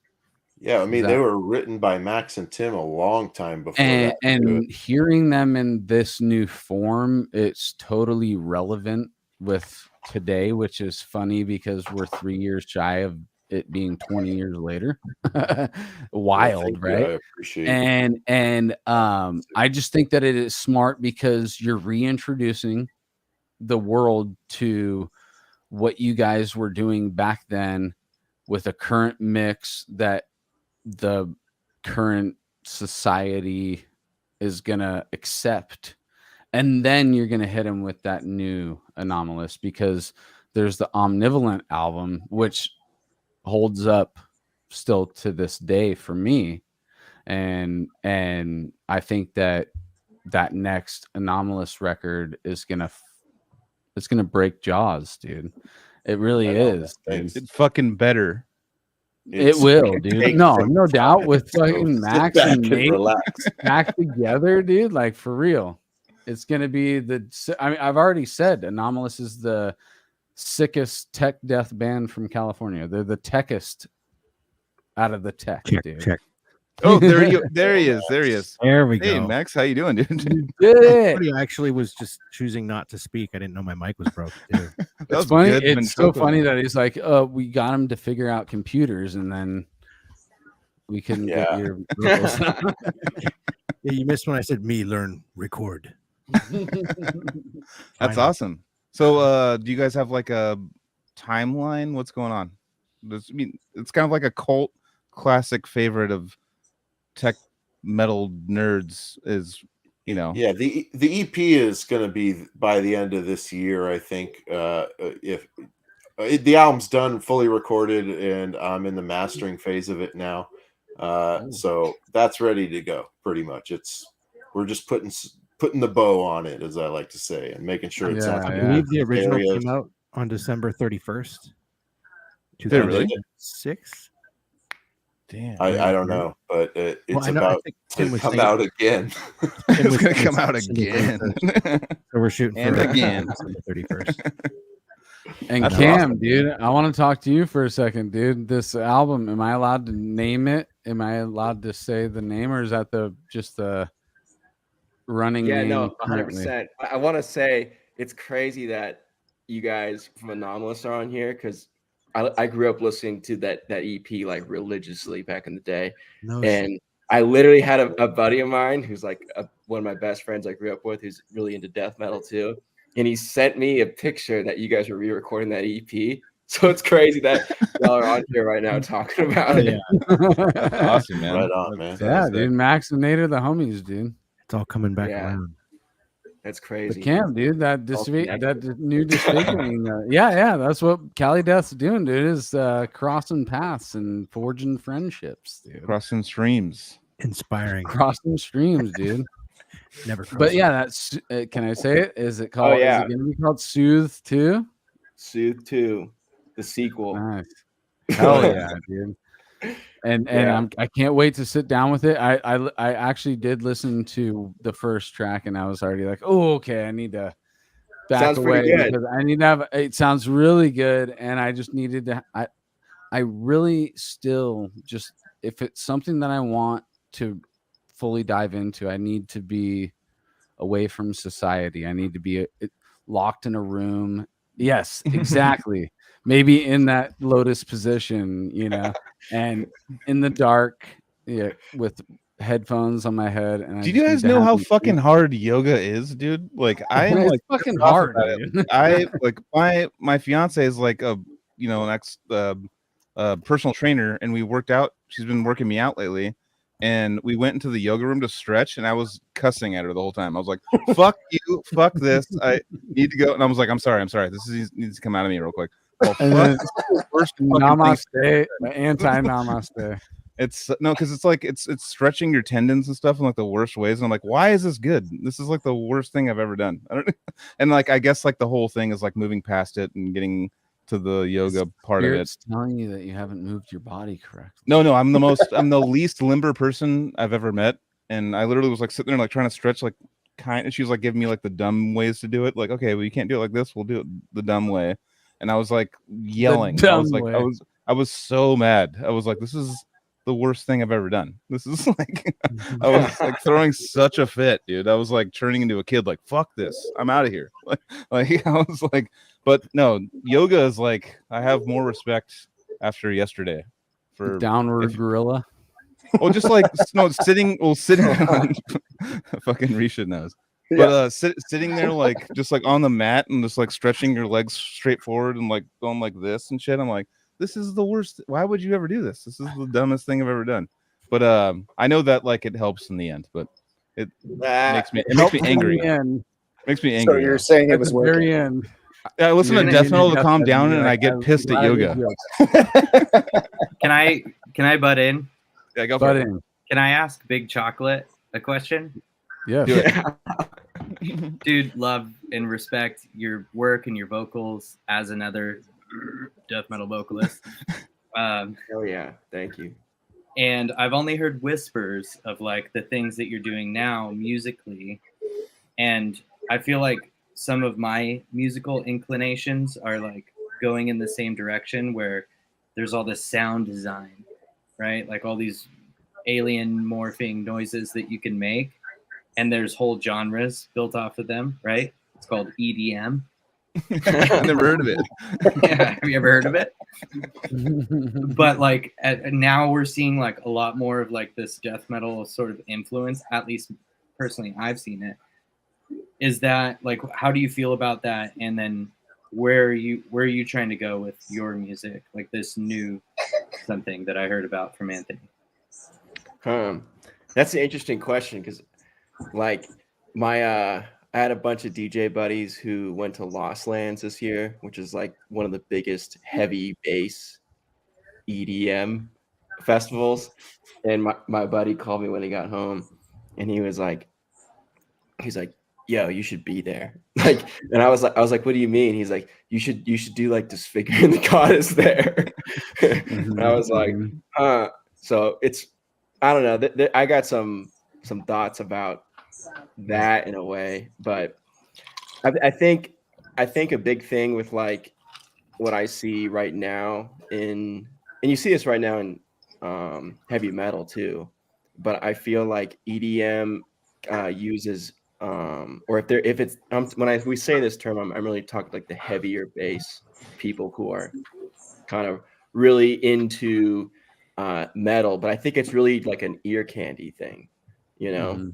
And I think I mean most of what I've heard, although like I'm like that's awesome, like respect, yada yada yada, like I still think there is like a lack of soul that heavy metal possesses, that a lot of people who kind of get the ear candy of heavy metal and are incorporating it into other types of music are missing, you know. And that was kind of something that like I'm on the metal side too, like when I combine electronics into it, I don't really like do it in this surgical way of kind of like I've got a pie and like I'm like premeditating how much of the pie I want to be electronic or something, and I'm like having this internal, not even internal, but like a verbal debate about it. I really try to have it all be as like complementary in a way where it really blends in a way where the soul of like whatever it is I'm doing in that moment is executed in a way where it's like a song could be all quote unquote metal, or a song could be like literally the metal is like just a small piece and electronics kind of drive the emotion or whatnot. But to me, it's all like the same, you know, expression of emotion. But I'm really trying to like, not trying to, but I just feel like that the soul of heavy metal is something that like I relate to probably more beyond any other genre. So when I think about it in other genres, it oftentimes, and I hear this in metal too, like there's a lot of like more modern deathcore production that it just like miss the soul aspect of what I like about heavy metal misses me. So it's like I spend like 2-3 seconds listening to some track and I'm like, I can already tell it's just not gonna like lift me or carry me in, like, in that way that a lot of like the heavy metal I do like does. So that's kind of what I think about it. I think it's you know, getting into heavy metal is like you develop a taste and a palate, and you have like a a soulful connection with it. And I'm not saying that again, I always like say this, that I give respect to like these more ear candy metal bands and more ear candy like EDM producers who incorporate heavier metal sounds into it. More respect. I love it. Go be creative and make cool music. And that's the other thing too. It's like someone who's at some Lost Lands dubstep music festival could like in like 3 months be like, you know what, I think I want to listen to heavy metal now. Like, yeah, right. Like all these heavy metal Like experience. this shit is soulless, dude. Just hitting play. Like, Yeah, but the sonic, the level of sonics that's going on at those shows, because I've been to a couple of them, and I'm like, oh my god, like if only a death metal band was playing on this stage. It's just full of subwoofer. But it usually only goes one way. There's only there's a one-way sign for that. It's usually death metal to EDM. It's never EDM to death metal. I never hear EDM fan going to death metal. I always hear people going death metal. No, because it was all back in the day. It was all it was all okay. Not only this, dude. I just want to add, which is most, if not all, of the blending of EDM with death metal there's still been barriers between the two. Like if you listen to a Genghis Tron, the blend is there at certain times, but they do put up walls between each of the genres at times as well.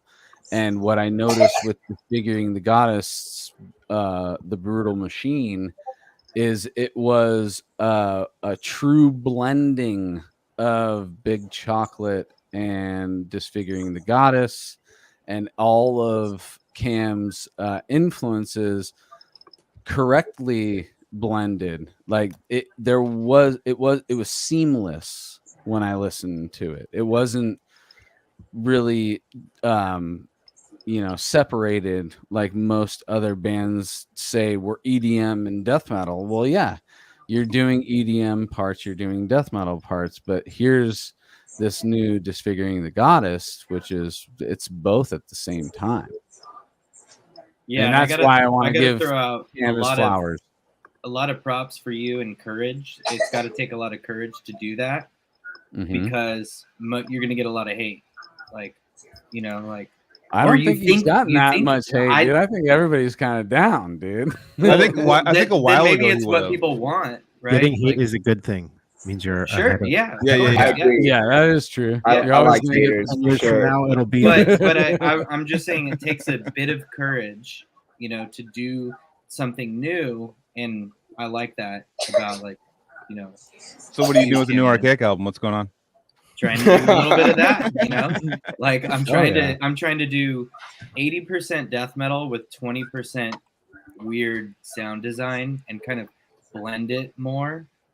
And we're playing around with songs, and we're just being like, I've got Ableton, right? I do everything through Ableton, so it's a very it's conducive for throwing a little in there, and throwing some stuff in there. And we play to a click track. So that's the whole thing. Like Lorna Shore, they're all big, right? But they for sure have to play to a click track because they're utilizing all these extra sound design features with their thing. Yeah, unless they wanted a bunch of other members. And they're just doing orchestral stuff.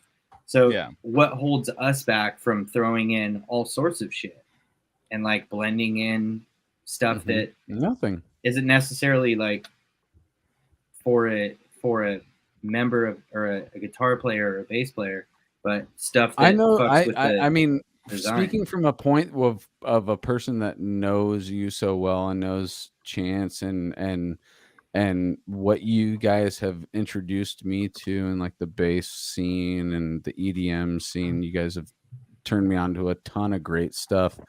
As a longtime Archaic fan, I would so much accept and love that incorporation in the music because I know it's a part of you guys. You know what I'm saying?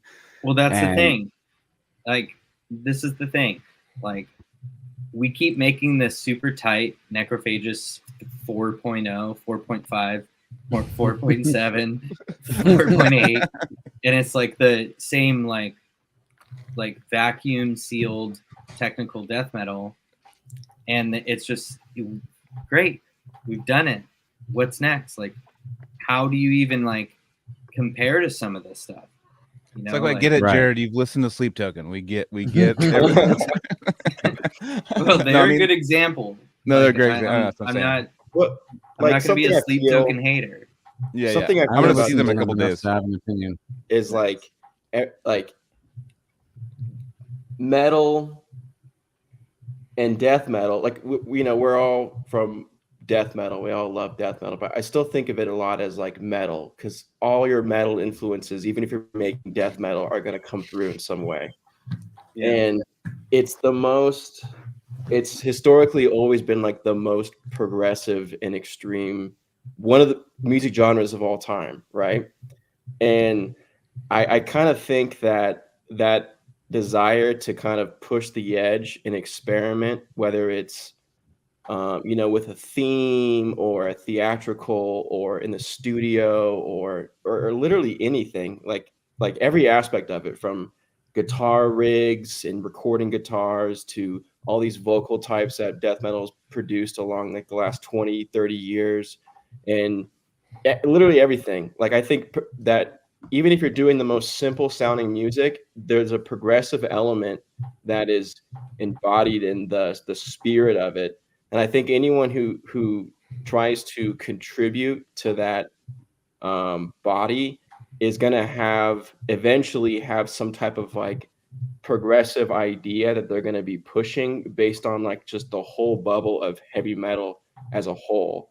And I think everyone here is definitely like pushing into that in some way or form today. 10 years, even when you're like just first started getting into it, let's say you're into metal, you started playing guitar, you sucked, like pretty quickly you're going to start doing something that's like makes you want to be involved with some type of contributing factor, whether it's a project you're in, a band you're in, or whatever it is. So I think that's inevitable with metal. And I'm personally pretty excited about this decade, the 2020s, because I feel like a lot of these concepts were bubbling last decade.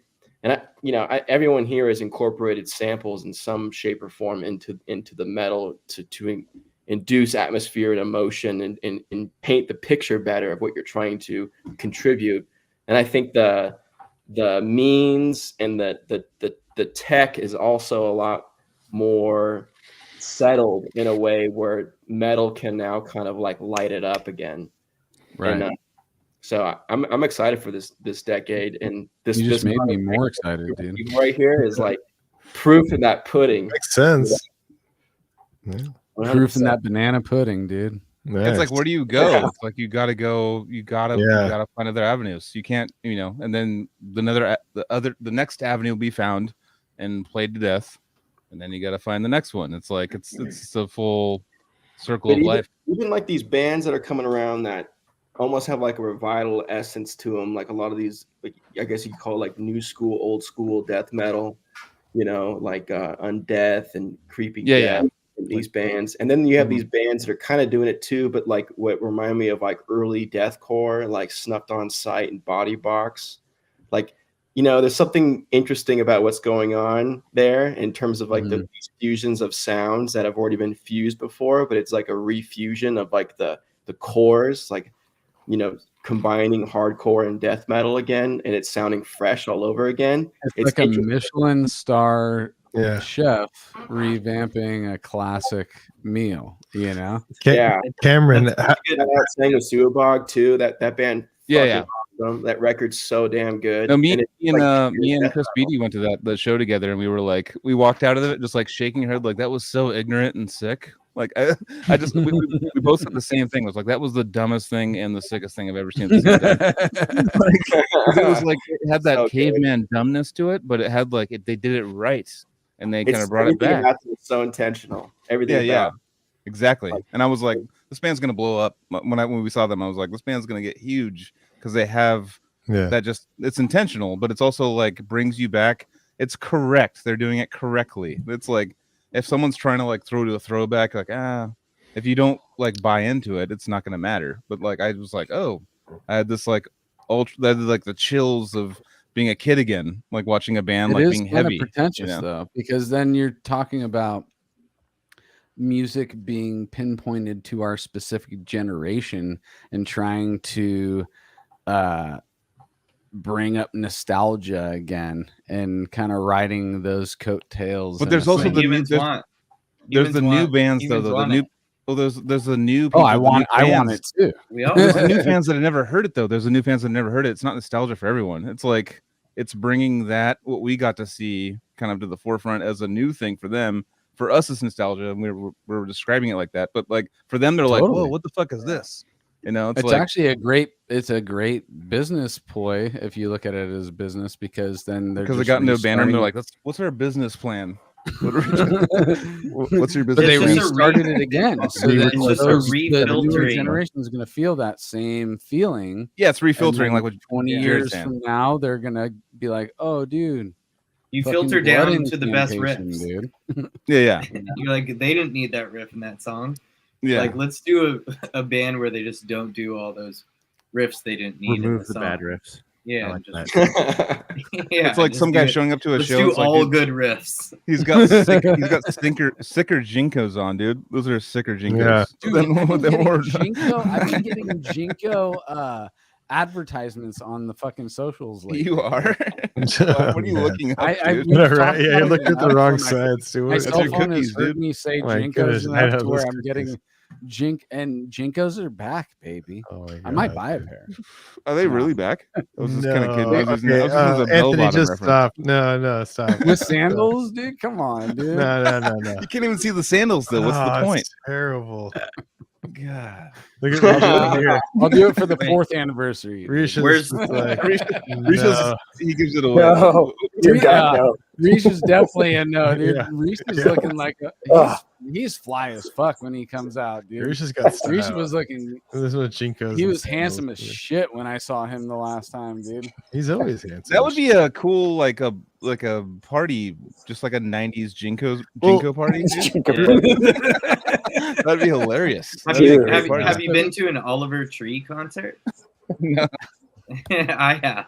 I saw him in Santa Cruz, and there was a dude who had like some serious Jinkos. Was he rollerblading? And he wasn't rollerblading. He was It's just one of the like- most embarrassing. He brought his times whole of my family life, there. dude. He had the full Jinkos. I was like, You know how hard it was to pull your wallet out to buy a fucking 20 ounce of. You don't put a wallet in there. You put a Nintendo. Put a A full Nintendo console. The Super Nintendo. Let me get a shovel out to get my wallet. That video's hilarious, dude. He's got 2 Yeah. Super Nintendos in his back pocket or whatever. Are these the baggy denim jeans from the 90s that are like? Oh yeah. Yes, wide, dude. Covers your Ones shoes. that Split out. Where You've it seen- was like, oh, they're a 23-inch wide base. Nah, dude, I gotta get 26. Are we talking about that clip of the dude? It's like rims. It's like rims for new metal kids. It's like, dude, you got a 22. And you would most likely buy them from Mr. Rags, you know, in the mall. Can we all focus in on how awake Nate is right now? Oh, dude, I'm here. No, Nate is here. He's here to Wait. stay, dude. I could tell. I thought you were Is frozen there for a anybody? while. Where's when the you blinked. Where's the professor at? Is the professor here? We had like a bunch of people for like it was like a bunch of waves, and now the ocean's calm for a little bit. Yeah, but we got more people coming on like in like 10 minutes or less. he sacrificed himself so because there some was late like night 10 campers. people on. Oh, I think Here, Hop off. we Just have wanna come on, pay my respects. before you take. Oh my god, dude! I just know by the name Paul. Look at Masvidal. I love you, buddy. He's here, dude. God damn There he is. Fucking How you doing, Paul buddy? Masvidal is here with us, guys. Dude, Paul, what up, brother? What's up? Is it dark, bro? Is it too dark in here? Oh, it's kind of We creepy. just- I kind of like you're it. a little Like, you dark can't really right now. tell. Let me get Gilbert in here, but I'll tell him you're here. Cool and creepy, yeah. What's up, How guys? you doing, Oh, Paul? I like a banana head. That's good. That's good. Yeah, totally, yeah. How you doing, sir? I was just talking about that earlier. Like my number one most like freak out podcast was like Paul's gonna come on, and I remember like we were waiting because you were doing something, like you had something that was kind of running you late, and I'm like, he's not coming on. It's not a thing that's happening. And then you showed up, and then it's like literally been one of the coolest friendships and stuff we've made from this podcast. And I love you, man. Let's give it up for what? 3 years? Right there. Hello. What up? Yeah. Casey, are you at your studio? I'm at my new place. Yeah, I just moved this last weekend, so yeah. I'm at my buddy's place, so yeah, it's cool. It's in San Marcos, so it's nice. Chill, not too far. Yeah. Yeah, that's like right by Esco, right? It's like just Yeah. Yes, sir. Yes, sir. So yeah, we got the whole gang here. We had Hey, Max Mike. on earlier, and What's up, Mike? What's up, dude? What's going? Max, Nate, Jared, Risha. What's up, guys? What's up? So, Paul, what are you up to? What's going on in the life of Paul Masvidal right now? Well, first off, happy 3-year anniversary. That's pretty Thank you. amazing, guys. Thanks, dude. Thank you. Very cool, man. Yeah. Very cool, right? And it was like a blink of an eye, and you were here on. Oh, the you're in channel. Gilbert. Did he just do an audience or something? yeah, I know, right? Yeah. That's so cool. Can you guys hear that applause? So again, let's do a around the horn thing so Paul knows who everybody is. We got Risha to your right, Paul. That's old friend of ours that was in Decrepit Birth with Casey when he started. Yeah. In the And then 2000s, Jared 2004. to the right of him is another old friend of ours. I met that dude when he was about 16 years old in a parking lot at a metal festival. Cool. And then You guys would get along great. The man Say with the Walter, bananas. The man with the bananas is Cameron Argon from Disfiguring the Goddess. He's also named Big Chocolate in the EDM world. I really think that you should check that dude's music out, Paul. Oh yeah, Yeah, you'd like it. We'll talk about it definitely after this. Yeah. And then you were on actually with Max and Nate, I think. Mhm. Was it both of you guys on, dude? So we got a reunion a year later. Max and Nate from Anomalous. That was when Mike played Cynic songs, right? Yeah. I told Mike to do that. It's like it's all come. We actually already mentioned that too, Paul. I'll let you talk. Everybody's yapping, mostly me. I'm sorry. But we were just talking about how fast from 2 to 3, right? And then what has happened since 2 and 3, and something organically happened on the last show, and now a year later we're talking about Mike going to Europe with you, and it's really cool that started on that 2-year anniversary show, dude. That's so cool. hell yeah. That's awesome. Isn't it? Right? Yeah. It's just like it blows my mind, and it's super cool. It makes me happy as shit every time I think about it. That's awesome. Yeah. Where are you at right guys, now? is everybody- Sorry, go ahead. I'm in LA. Where's everybody else? Okay, at? you're back on the West Coast again. Up north, Olympia, Washington. Washington, Santa Cruz. Jared, you're where? Nevada right now? No, but I am moving to Las Vegas. Okay. I knew that recently Out of California. through your wife. That's cool, dude. All right. So the round robins are awkward. I'm out of here, guys. Thank you so All right. much. How was Cameron, your love week? you, buddy. How Love you, was Cameron. your week? Right on, Cam. Later, Cameron. Peace. Right on, Peace man. out. Thanks, brother. And here we Paul are. Masvidal. Oh, Now that's we a got sick Holdsworth 8 shirt. people. Yeah, that's good. Is that vintage or something? That Holdsworth shirt? Oh, I got this at a Holdsworth show actually. Sick. One That's of cool. the shows that I met him at and made him feel really awkward because I just stare at him like. Do I don't know if you can make him feel any more. Do you know awkward that than you're he is. you? Sorry. You know that Yeah, you're yeah. you. He didn't like that at all. He was like, "You buy me an ale?" I was Yeah, Is there a big Alan Holdsworth influence with you, Paul? I can kind of tell when you're playing, but Yeah, I mean, you know, it was definitely he's felt like a fucking alien. You know, I was really into his. I mean, like the early stuff, and then like Secrets was the last like Big Secrets and Warden Cliff Tower were the last two records I did really deep dives into. You know, but Oh, yeah. he's a monster, man. Yeah. Was that a DVD, Max, that you just threw up? A DVD? What the hell's a DVD? I ordered It's a this in VHS. 2001, man. It's a DVD.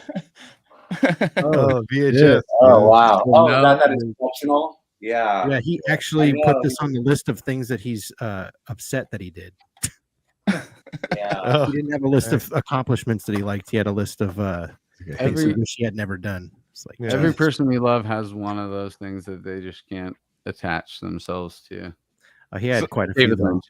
I actually want to know, Paul, you're so I just saw, you know, for the second time I saw Shakti, and I was completely, my brain just went out of my body. Have you dove into that at all? And the East I was into that in like junior high, you know, like like deep. Nice. Yeah, that's and we were just diving into some of that stuff, the later stuff he did with all those Indian guys. Like there's all these live concerts, you know, like in Europe and shit, where he's just like doing these improvisational jams. They're all sitting on the floor, and they're just so locked. and they're so locked and listening to each other, and it's just like so transcendent and trippy, man. It's like, nice. Yeah, dude. Those dudes sense By the way, rhythm. Mike, did you hear about Demiola had a heart attack on stage? Did you hear about that? Yeah, I saw it. What happened? I saw it on Facebook, man. Scary. When? Yeah. He was in Barcelona hospital, Like right? last week or something. Last week? What the fuck? Yeah, I was I was wondering about his post. Yeah, because he was in the hospital. I was like, I don't know what happened. When Speaking of it's the Demiola. same thing with like Ozzy, dude. Like all these dudes that we've, you know, ever since we really got into this shit, we've been following them, and they're invincible when you look at them throughout your life, you know. And then something like this happens, and you're like, oh wait, Yeah. no, it's finite for even that person. That person's I've God. I've never looked at Ozzy Osbourne and thought this guy's invincible, man. What are you fucking talking about, dude? Don't ever. Like, look at him. He's still walking. He's like, I don't know if he's he's on real death's anymore. door. I looked at him like it's just a matter The of Grim time. Reaper is like a guest in his house now, waiting. You know, and he's like, nah, I want to do another album. It's like a Keith Richards kind of like, it's like a Keith Richards thing with Ozzy Osbourne. It's like, really? Oh, he's like you like Wikipedia. Like, when's the date of death? Oh, he's still alive. Oh shit. Sorry. They're just propped up by $100. No, it's going to be a big deal. But It's going to be a big deal. Ozzy and was just it's gonna be another a big example of that. But I think that that's true, dude. Like I had one of those moments when I saw what Paul is talking about, and I was like, oh, wait, one of the gods is being, you know, threatened with whatever, you know, and it sets everything in place. Like, oh, yeah, even the greatest people stop because their life stops, and you just have to love everything that they did while they were alive. And Al Di Meola is one of those guys that I'm gonna cherish no matter what, you know. And I'm glad that whatever hospital he was in, you know, I saw pictures with him and the whole team that was involved in. He was in Romania or something. Yeah, I said Barcelona. I don't know if that was true. That was just me through my drunkenness, knowing that he's abroad somewhere. But either way, I'm glad that that team did what they needed to do, and right now, currently, we have still Al Di Meola. John McLaughlin just destroyed my life at 81 years old. Like, Shakti, bro.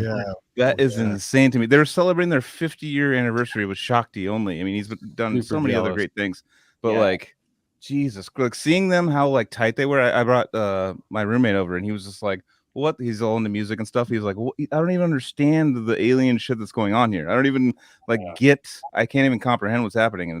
And he's 81 years old, just sitting there smiling and just right with them. And I'm like, whoa, that's, to me, that's the most mind-blowing thing I've ever seen. Like being at that age. I think that's a very we were talking courage earlier. That's a courageous step for a guy who's a fusion rock jazz guitar player to incorporate his styles with are they South Indian? East Indian, but that. So Paul, have you dived into to me, one thing that didn't make sense to me was they were all doing, and in the count, they all were together though. They all were they go and I was like, I couldn't catch the beat at all. I was like, what is it's like taking 1 and 2 and 3 and 4 and no, but it's way more insane. It's way more insane now. So have you dived into that timing at all? Hell no. Yeah, I know, right? Lester talked about it for a second on his episode. I mean, I appreciate that stuff, but that's like a lifetime. That shit's so deep. Yeah. And it's like a language. It's its own, it's like, and there's all these schools. Culture of rhythm. Yeah, it's like a real thing to go study. People will go and spend decades just studying with a teacher, mastering all these ragas and certain schools of it's so deep, dude. It's Trace Bruce is in that. Is it also known as kirtan? Does that have any relation? Kirtan is the kind of singing you'll see at the end of a yoga class, where someone's. But what you guys are talking about is different. Yeah, kirtan is more like a sing along where someone will sing a phrase and then the audience sing it back. It's more kind of like group singing for it's more like kind of devotional. I gotta check this out. Yeah, dude, Shakti is the shit. But yeah, what Joel's talking about more is on the percussion side, right? Yeah, I don't know if you guys got into Trilok Gurtu, and there's so many guys from that scene that were just these revolutionary percussionists that were doing tabla stuff that were just, it's the tabla alone, man. It's it's so deep, what you can do with your hands and where you place sounds. It's its own universe. It's endless. Get harmonics from it. You can get they were joking around and doing popular songs. Yeah. They were going doing I forget what songs. They were very pop songs to make the crowd go oh, because it with 2 drums just holding it down, getting different notes from it, and I'm like, what trips me out about it too is that that was an invented instrument, right? So at the beginning of its invention and being brought to reality, those things weren't necessarily in place yet. So it had to be experimented with after it was invented. And experimentation finds those in between the lines, which I love that symmetry is now becoming the subject of conversation tonight, and getting in between the symmetry and in between the lines and really figuring out how to expand something completely. Now I'm just really high, guys. Sorry. Like trying to follow. Where are you going with this? Where's it going? I think I actually just summed up what I was trying to say right there. You guys get it, right? You guys got all that? Yeah, okay. I love how quickly a death metal conversation can become an art conversation. Yeah. The symmetry is deep. That's all I have to say. We're one step away from talking art, really, in that. I was thinking earlier, you guys talking about fractals and music being so symmetrical, and why do we sometimes like things that are more organic and not symmetrical? And when you talk about fractal geometry and whatnot, they appear to be symmetrical, but it's actually these reiterations of the same image but slightly different for infinity. So there's something familiar that you see as you're traveling through these fractals, but it's actually slightly different every time, which is, a tree looks like a tree, but every single one is different. Every branch is different. I think it's why we kind of dig songs that they seem to have a beginning, middle, and end, but there's these organic islands. I know you all have a song where you're like, I love that one part so much. You like the band, you like the song, but there's this one riff that really does it, and it's probably not symmetrical. It's just a moment. So is there a band called Mandelbrot? That'd be a kind of cool name, actually. There should be. Well, now there is. Thanks. Somebody just started a band after I'm grabbing the domain right now. Here we go. And that sounds cooler than Julia's set, but no, that totally makes sense, dude. And I think that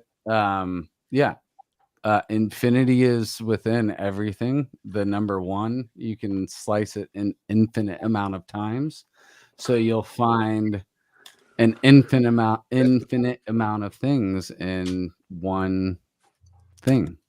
You know what I'm saying? And Symmetry, I think that, man. well, I think that a lot of us try to play with that, you know. Yes, right okay, there. okay. Perfect example. Murray's favorite album. Yes. I think But does he not like that one either? I mean, I would say that yes, I got the you know OG what I mean? too, bro. Max knows what's up, dude. He's got the Yeah. OG I release. bought that at Amoeba in the Meshuggah section. So I bought this one at Amoeba. Nate, you and I have the same exact experience. Flipping it through said the CDs guitar at player Amoeba, from and then you Meshuggah. find something like that. The whole trip is funny. done. It's you found it. It's the gem. Another one was Lethargy's. It's too small to write with, or it's hard to write with small hands. That's the name of the album. Found it in a $5 bin, dude, and the people in that store must have thought I won the lottery. I was screaming. I was with my wife at just one person to experience the joy that I felt finding that in a $5 bin.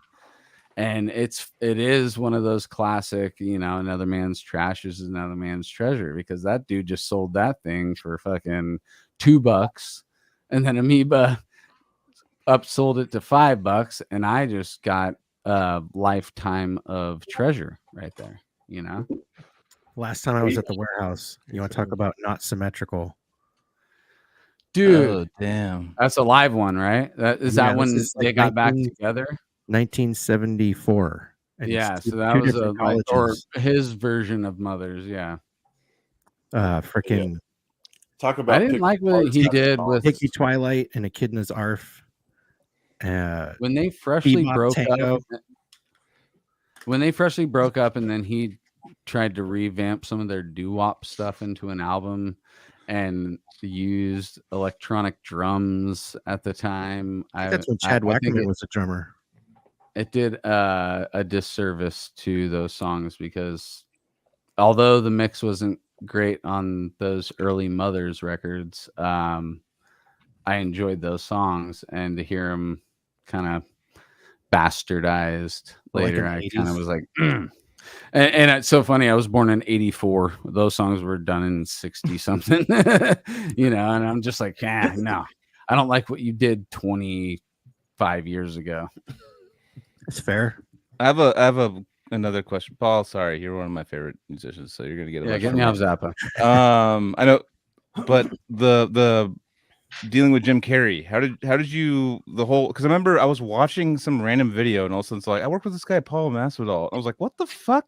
I remember seeing that video, not walking into it like completely blind, and then it's like, I worked with Paul Masvidal. I was like, I know him. You know, I was like, that's like my whole childhood, like playing Cynic stuff. And so you got to, how did you get connected with Jim Carrey and stuff? And what was that experience like? Because that like blew my mind, that video. A buddy of mine is still like one of his best friends. And I met him through, I had a song on a film that he, was a producer on or something. And then we became friends, and he just hooked me up with Jim, like, because Jim was working on a children's book, and it was like him and his daughter kind of having a moment to kind of them connect again. So I was kind of in the middle of this, kind of as the producer for it, and it was awesome. Yeah, Jim is fucking rad. He's like the real deal, you know? He's one of those guys that like walks the talk. And yeah, he seems pretty organic. Yeah, he's just like so chill and just a real fucking artist, you know? He's like a completely like amorphous creature that'll just absorb your energy and he's one of those people that can just be around you for a few minutes and he'll just be able to mirror you. Like he can absorb you and kind of like spit you back. It's so trippy. Yeah. But, yeah, he's like super highly like empathic, gifted, like with not only body but like ears. Like he'll hear you, and like it's crazy, dude. He's really kind of a beautiful person. He's just got a huge heart, and he's it's incredible. It's incredible. He's been through a lot. That dude's like, when I was thinking about what he was going through when we were working on that book and all the shit that was happening in his personal life, and how he was just so like able to just stay in the zone and not let that eat up what was going on with us. Like he didn't bring any of that into what we were doing, which I thought was such a fucking Jedi skill. Do you know what I mean? Yeah. Like, he was just very kind of clean and would just show up and just be like in it.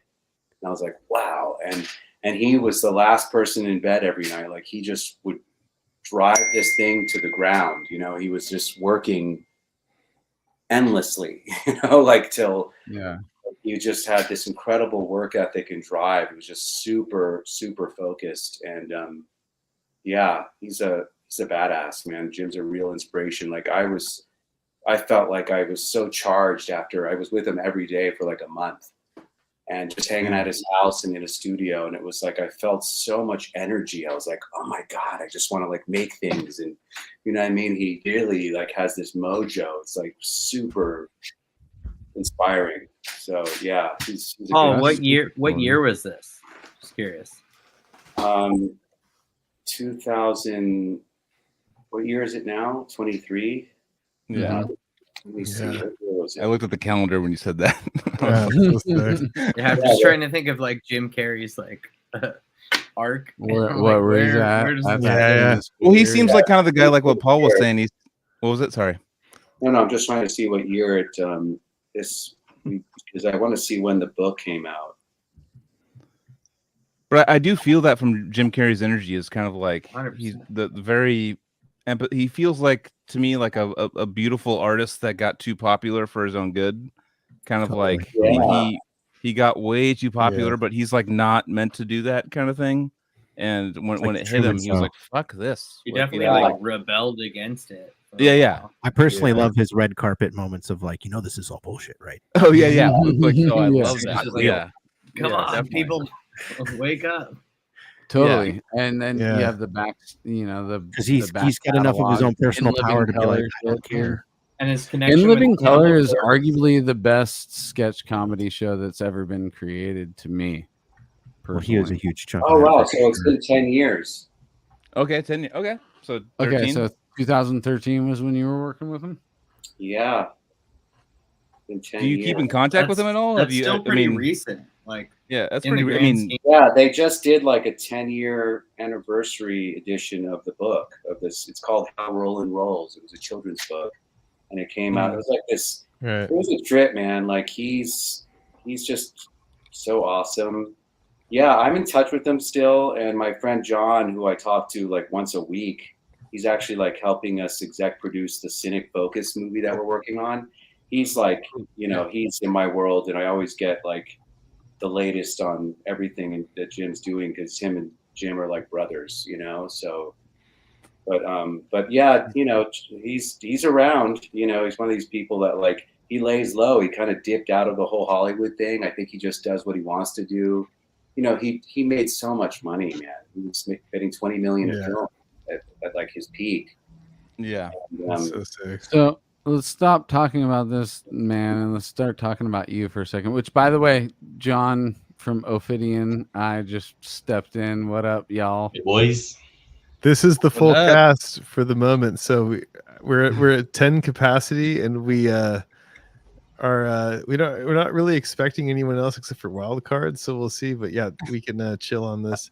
Yeah, for sure, dude. John, Hey, Derek, and I, and so, Paul, let's talk about real quick before you can duck out the last run that you did with the Atheist and what's going on with the documentary and all that stuff. Let's get into that for a second, dude. how's all that? One, how was being on the road, and two, what's up with the documentary? Because hopefully, maybe I'll be in it. Yeah, Me being all, I'm totally being fucking. Oh, dude, what's up? It's all about me. No, I'm actually waiting on some cuts from like some little pieces that Jeremy's working on right now. Like, we're supposed to see something tomorrow. Jeremy's a cool fucking guy, dude. That guy's he's rad. cool. So, Yeah. tell me about how you know him. What's his? He was actually background? living in like, I think fucking, what's that area called? Like by Weed, up in NorCal, Kotati or something. Humboldt County, like Kotati, I think, or something. Or he was up there somewhere picking, Sebastopol, Cotati, Santa Rosa. Yeah, and I was playing Eon Spoke shows up in NorCal, and he came to some gigs, and then we became friends. And then it turned out he had this whole like death metal past and New Cynic and stuff. So we've been in touch for a long time. He's an old friend, and he grew up, I think, between LA and Ventura County. He's like kind of definitely from these parts. So what was he filming stuff, and then you guys just were in touch, and you're like, "Hey, dude, why don't you come?" Yeah, it was like one of those things where I was like, it was a moment to like, have somebody document the tour and get some interviews on the road. You know what I mean? Like, we were hitting so many cities. It was just like, are you available to come out and do this? And we did it in lieu of like a roadie. So it's like, instead of having somebody that would kind of be a stage person and help with stuff, it was like we decided to just have Jeremy because there was limited bunks. It was like we were sharing. Right. I slept in the back lounge, and but yeah, Jeremy's he's cool, and he did like, I don't know if you ever saw the trailer for Traced in Air when that album was coming out. We did this like promo thing that was really cool. Jeremy did that, so he's done a lot of different things over the years. He's been kind of around us for a long time. He's like an old homie. That's cool, dude. Yeah, no, he was totally super sick to hang out with before and after we did all the shooting and all that stuff. Yeah, so I he's totally was on like, it. oh yeah, of course. It makes sense that he's friends with these guys. Yeah, Very Jeremy's comfortable. cool. So yeah, we're just that, and then what else? I mean, I don't know. I'm just, I'm in the moment, just trying to stay present right here. Totally. I mean, you guys got Europe coming. Yeah, we were doing Japan in December. A lot quicker than you think it's going to be. Yeah, Japan wins Japan. Nice. Yeah, we're doing like two shows actually in Tokyo, and last time we played there was the last shows we played, me and Malone and Reiner together. So it'll be interesting to go back, which was in 2015. Wow. Yeah. So those shows will be. I mean, Japan's insane. If you guys, they're gonna love you. They're gonna love it. Yeah. You were just there, Casey, right? Yeah, man. This is the God's metal bar shirt. That's from the bar that you went to. In Tokyo in Shinjuku. Yeah. So what's that bar all about? It's a full-on metal bar. They have like all the like placards up, like all the bands come in and sign. Like I think Testament was just there, and like they got like Suffocation, Suicide Silence. Like Dan Kenny and I were talking about it. Shout out Dan Kenny. Like I don't know. Yeah, if you guys been to that bar, Paul? No? I never went. So there's like like Godzilla Road, like in Shinjuku area. Oh yeah. It's like near that. It's Cool. yeah. Godzilla Road. That sounds amazing. What happens on Godzilla Road? Yeah, or whatever it is. Yeah, I think it's called. Yeah, there's like the big like head. Like I mean, I'd love to. How sick would that be for give your address out? Like I live at 169 Godzilla Road. Yeah, it's no big deal. That'd be insane. Yeah, Japan's great though. Yeah, it's cool. All right, and Derek, what up, dude? What's up? Yeah, let's jumping in the mix, dude. Yeah, for sure. Sure. Hi, John.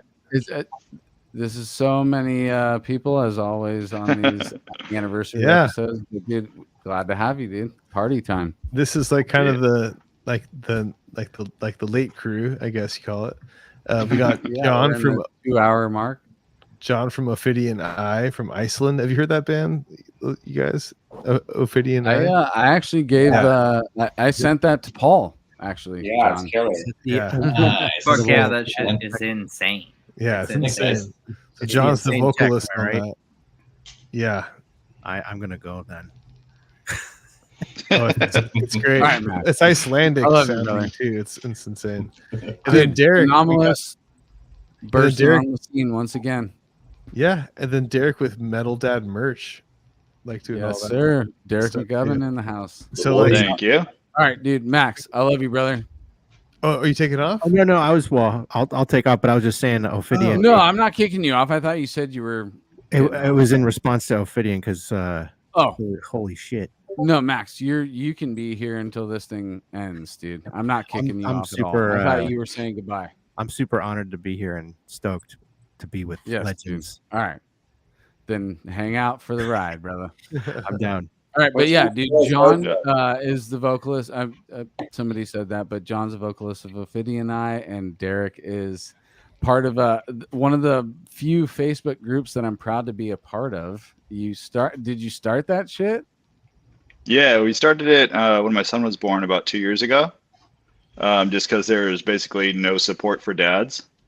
You know, anytime you have a kid, everybody asks you, how's mom doing? How's the kid? And there's nothing for dads. So with all this spare time on my hands, I decided to start something and do some good, The Metal Dad Collective, dude. So There it's you go. like, Oh, shit, I think I followed that on Instagram.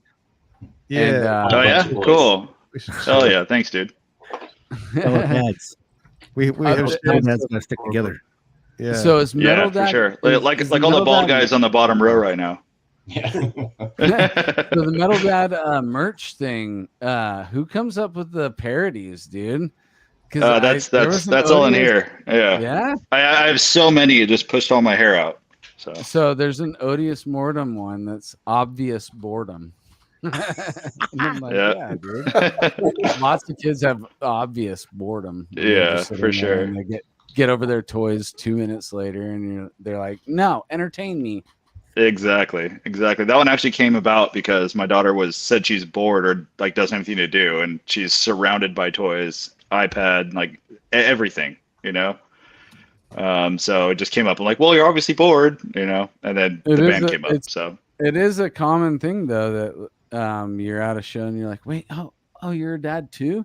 You're sacrificing to be at this show right now. Your wife is probably already pissed at you right now. Yeah. While you're about to rock out to this show. Yeah. Fuck yeah, dude. We're on the same page, dude. Look, I've got a super cool wife. I'm actually in Sacramento right now at that Aftershock festival in a rental. I'm just putting that on for effect. My wife Oh, okay, gotcha. No, I'm just. But yeah, no, it's. I wasn't gonna start wife bashing or anything, No, but Tell us about it's it. the same kind of thing. How are Derek? What's up? I think we've connected. Yeah, on Instagram, I recognized your name immediately. Yeah, for sure. How's the aftershock thing? What are you excited about? Well, I actually didn't go today. The homies that I came up here with, they're all there right now. They're working their way back. But so far, it looks Where are pretty you cool. It's at? going to be Sacramento. Yeah, that's where Aftershock is, Sacramento. Yeah, it's going to be a warm one. It's like 90 something out there and cooking. So we'll see. But Where are you there's normally at, Derek? Where's home base? San Diego. Okay, so you just Yep. what 8 hours? Did you drive up? No, we flew up. Oh, okay. You got here quick, then, dude. Yeah, pretty quick one. It's all good. Just the homies. The wife's at home with the kids. Yeah, for sure. All She right, well, yeah. she just went to Mexico for a week, so this is my week. Ah, nice, dude. Yeah. Trade off. That's what's up. Yep. Cool, dude. But it seems pretty cool. Like it's held in a park, and there's a bunch of stages, and a pretty good mix of bands and stuff. Tool's playing tomorrow, so looking forward to that one. Did it just start today? Or What's that? is today the first day? Yeah, today was day number 1. I think Pantera fell off, so there was Stone Oh, Temple yeah, I heard Pilots filled about that. in. Incubus, you know, all that type of stuff. Avenged closed out tonight, so that's who they stayed for to see. I think you see Korn as well too, right? Yeah, I've never seen them. Always make sure that Korn gets mentioned on the show, no matter what. That's right. Yeah. I heard Avenged. I had one friend send me like a message. He's like, I just saw Avenged Sevenfold. They sucked. Yeah. And he's like, I could see the that. talent going to waste. That was his like his Well, I don't go. I guess I might go that hard sometimes when I'm not really paying attention. But in reality, it's like somebody in there is making art. They think they are. Well, they are. I'm like, They're what? for sure. They're the one playing Aftershock. No, I know. That's what I'm saying. So whatever. I always will respect that. Like somebody has a vision in there, and if it doesn't work with me, that's fine. You know, A gig's a gig. A gig's a gig. Yeah. Well, they're making Aftershock is something. definitely a gig. They're making money, that's for sure. Actually, I don't know. Do you really make a lot of money playing Aftershock? No, That's but the is a question. gig a gig? It is a gig. That's the A question. gig is always a gig. To gig or not to gig. To gig. To gig or not to gig To is the gig question. or not dude. to Giggity. Dude, 3 years of this shit, and most of y'all. Derek hasn't been on yet though, but actually, oh no, we got Derek and Risha. We got 2 first timers on right Yeah. now. That's tonight was literally set up to where I was gonna not know 90% of the people that were gonna come on and pop on, and in case you threw them at me kind of fast at certain points. But I think that this is still really cool, dude. I love that you guys are spending time with us tonight to celebrate, 3 years of something that has been fun Give it enough up. for me and my homies, Give it up for 3 years. That's and talking to dedication, you guys, honestly. like seeing that flyer that Joseph put together really was a big centering moment of perspective for me that really showed me like, dude, this is not even the complete logo flyer of all the people that have been on the huge. show, It's a and crazy. you Next look to at his Hellfest that banner. flyer and you're just like, whoa, that would be the sickest lineup. Cali Death month-long Fest. festival. Yeah. There you go. Dude, how sick would Cali Death Podcast Fest or Cali Death Fest be if we, kept these connections and put something together like that? I think that would be rad as shit, dude. But either way, if that never were to come to fruition, I know what we've done with this show so far, and I'm very proud of my resident homies to put all this together with me and be able to sit here right now with all you sick motherfuckers. Like each and every one of you guys on the screen right now have made an impact on me personally. So vice versa, yo. Right. So, I mean, not right. This is me in conversation, but I'm just saying this is really cool that I can sit here with you guys tonight and really just shoot the shit. No blueprints whatsoever tonight. We're just literally flying by the seat of our pants, and I love that. It's But very I just know rebellious that in the podcast world. Yeah. It's like the podcast is recorded and spit out. Mm-hmm. And it's But like that's really what this thing has been from the beginning. Is we're it's true, yeah, and that's the edge. I think that's your guys' edge.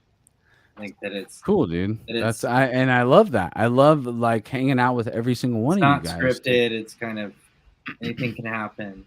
I want to say Absolutely one thing as well. Like, I love shows where you can tell that the guys that are doing the interviewing are huge fans, etc.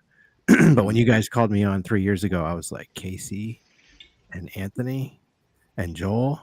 Yeah. I've seen them live. What are they doing asking me to be on their show? I look up to these dudes. So there's like, to me, there's that element. If you guys are like staples to me in death metal, tech death. Well, I'm glad that you feel that way, and I just want you to know that. I mean, we've said it enough, dude. Like, we look at you in the same way, dude. Max, the connections are so rad. Like on that poster of all the names, I got like little lines connected to each name of each band, and someone knows something about one of these other bands or all of the bands. Like I wore this shirt at the Meshuggah Cynic show. Yeah. I freaking went to an Odious Mortem show, and I think you signed the CD. And I was like, dude, you guys got Ron Jarzenbeck on this shit. Like, I saw Decrepit Birth at the Pound. That's rad as shit, dude. And what's cool about this is that this show has made it to where you and I can be much more closer in connection, after that. Just same with everybody else that is on that list. I've made friends with everybody. We may not all stay in touch, but I know that I look at every single person that has been on the show as a heavy acquaintance, at least somebody that I would want to continue talking to. But we do this thing for so long, and it's still I don't have enough time to talk to everybody as much as I want to. You know what I'm saying? Yep. We put out this one chunk of time in the week to talk, and we go as long as we do because we don't want it to stop. That's literally what it is. I know. We want to dig for into 5 hours, like 2 minutes. If we could, we would. And that's why we have to cap it at 3, because everybody's working that day or whatever, or we're talking to somebody in Iceland and we got to fucking work the fucking timing out with all your fucking band members, John, and and on Twitch now. What's up? I was curious what anniversary for Twitch is coming up, because I forget that you guys had me on before I think any of us were doing Twitch. Yeah. You started your shit literally right after, right? Yeah. No, you started it during it. It was like right when you started doing Twitch. Max. Okay. Maybe it was like one of your first things to come on and plug your channel or whatever. That was pretty sick. And I gotta tell you guys, like, you're one of the biggest reasons that I'm playing music still. I would just be some dude just chilling. Nothing wrong with a dude just chilling, but the fact that I'm playing the best guitar I've ever played. I watched one of your first streams, dude. You were in the garage still. Kids were riding around in the neighborhood. They were coming in the driveway on their bikes and shit, and you're shredding over Holdsworth, just freestyle jamming. And then you'd have to interact with your kids because you were sharing a space with them as they were just, doing their thing. But I loved it. I couldn't stop watching because what you were doing was crazy. Well, props to y'all. You're part of a reason there's a new Anomalous coming. So thank you guys. Well, I'm really happy to hear you say that, Max, because it's literally something that I never stopped wanting. So I'm glad that me neither. It could be just a little bit of a nudge, And also, it's not just us, dude. It's the community that you've built on your Twitch channel that has really inspired you as well. That keep coming back and watching you, and you keep seeing those numbers growing. You know what I'm saying?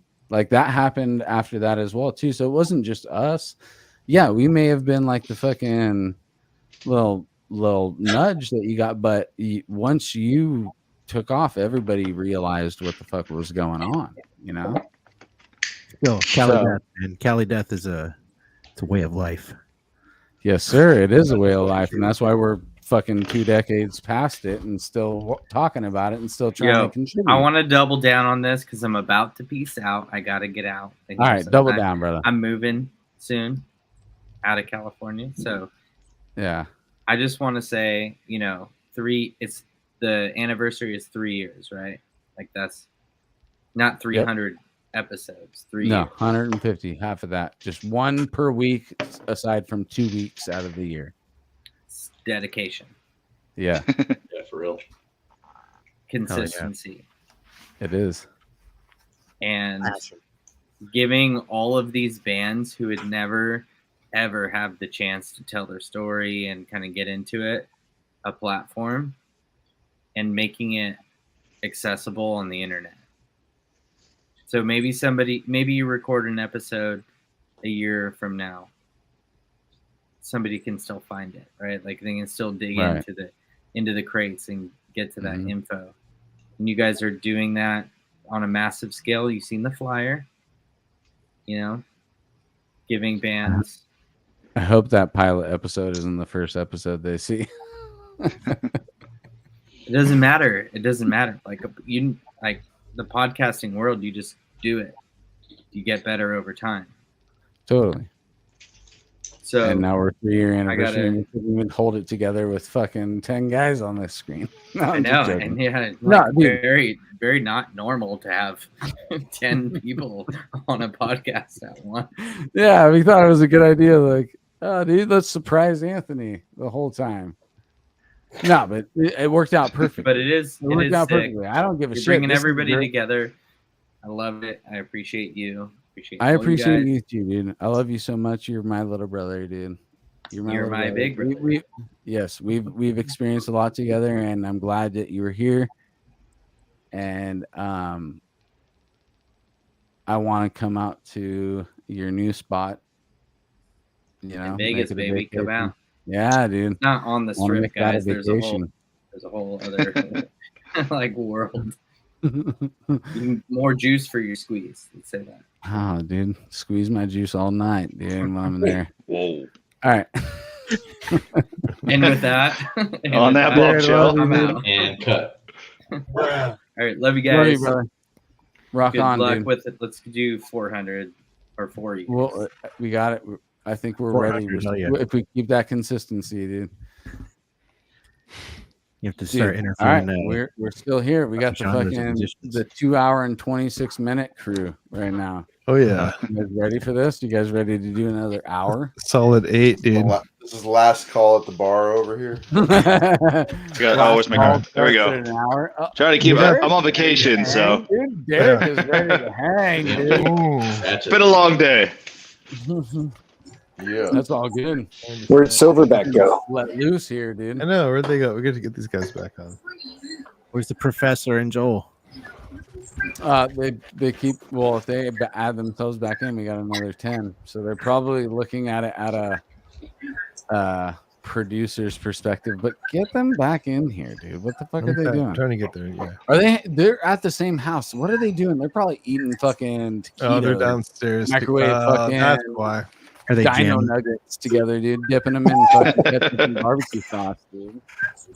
Hey, I see, know, are you buddies. going to the are you going to see Gorguts and Yes, I can't miss that, dude. I can't miss Cannibal and You're gonna Gorguts go- on the same yeah, bill, they're dude. playing in SF, right? Oh yes, See, they are. That's what I love about Max. Max has got the fucking good shit, just like at How do you R&B. grab those so Like, fast? You just have, yeah. He's old school enough to where he Whole thing. still uses CDs, but at the same time, all the good shit. Yes, see, look at it, Stacks. it's right there. Wow. Are you going to the SD show, Casey? Oh, I'm not sure yet. I'm still moving some stuff, so Yeah. kind of got a lot going on right now. But yeah, maybe. Yeah. maybe. Gorguts What about live you, is Paul? something else. Yeah, I want You were to. just- Paul, you were just hanging out with them in New York, weren't you? Yeah. Yeah, I want to go because I haven't seen them live in forever, like since they Dude, played it's so GTA. good. So So good. Yep. Yeah.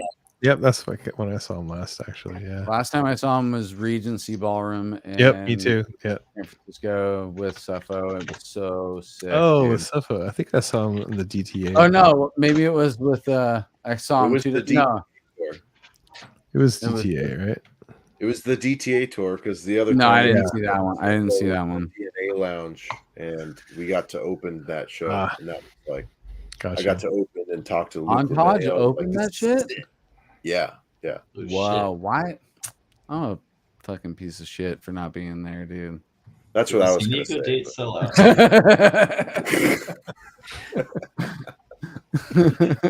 No, Gorguts live is sick as hell, man. They're just like, especially with Longstreth live, or not Longstreth. The guy everybody, from Martyr. every single person in that band. dude from Martyr?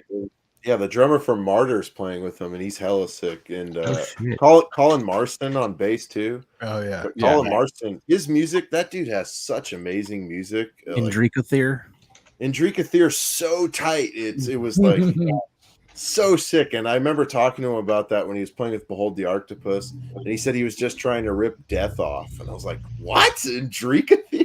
It doesn't sound anything like Death at all. But he's like, yeah, I was ripping Death off. It's like, well, I guess that's kind of love that.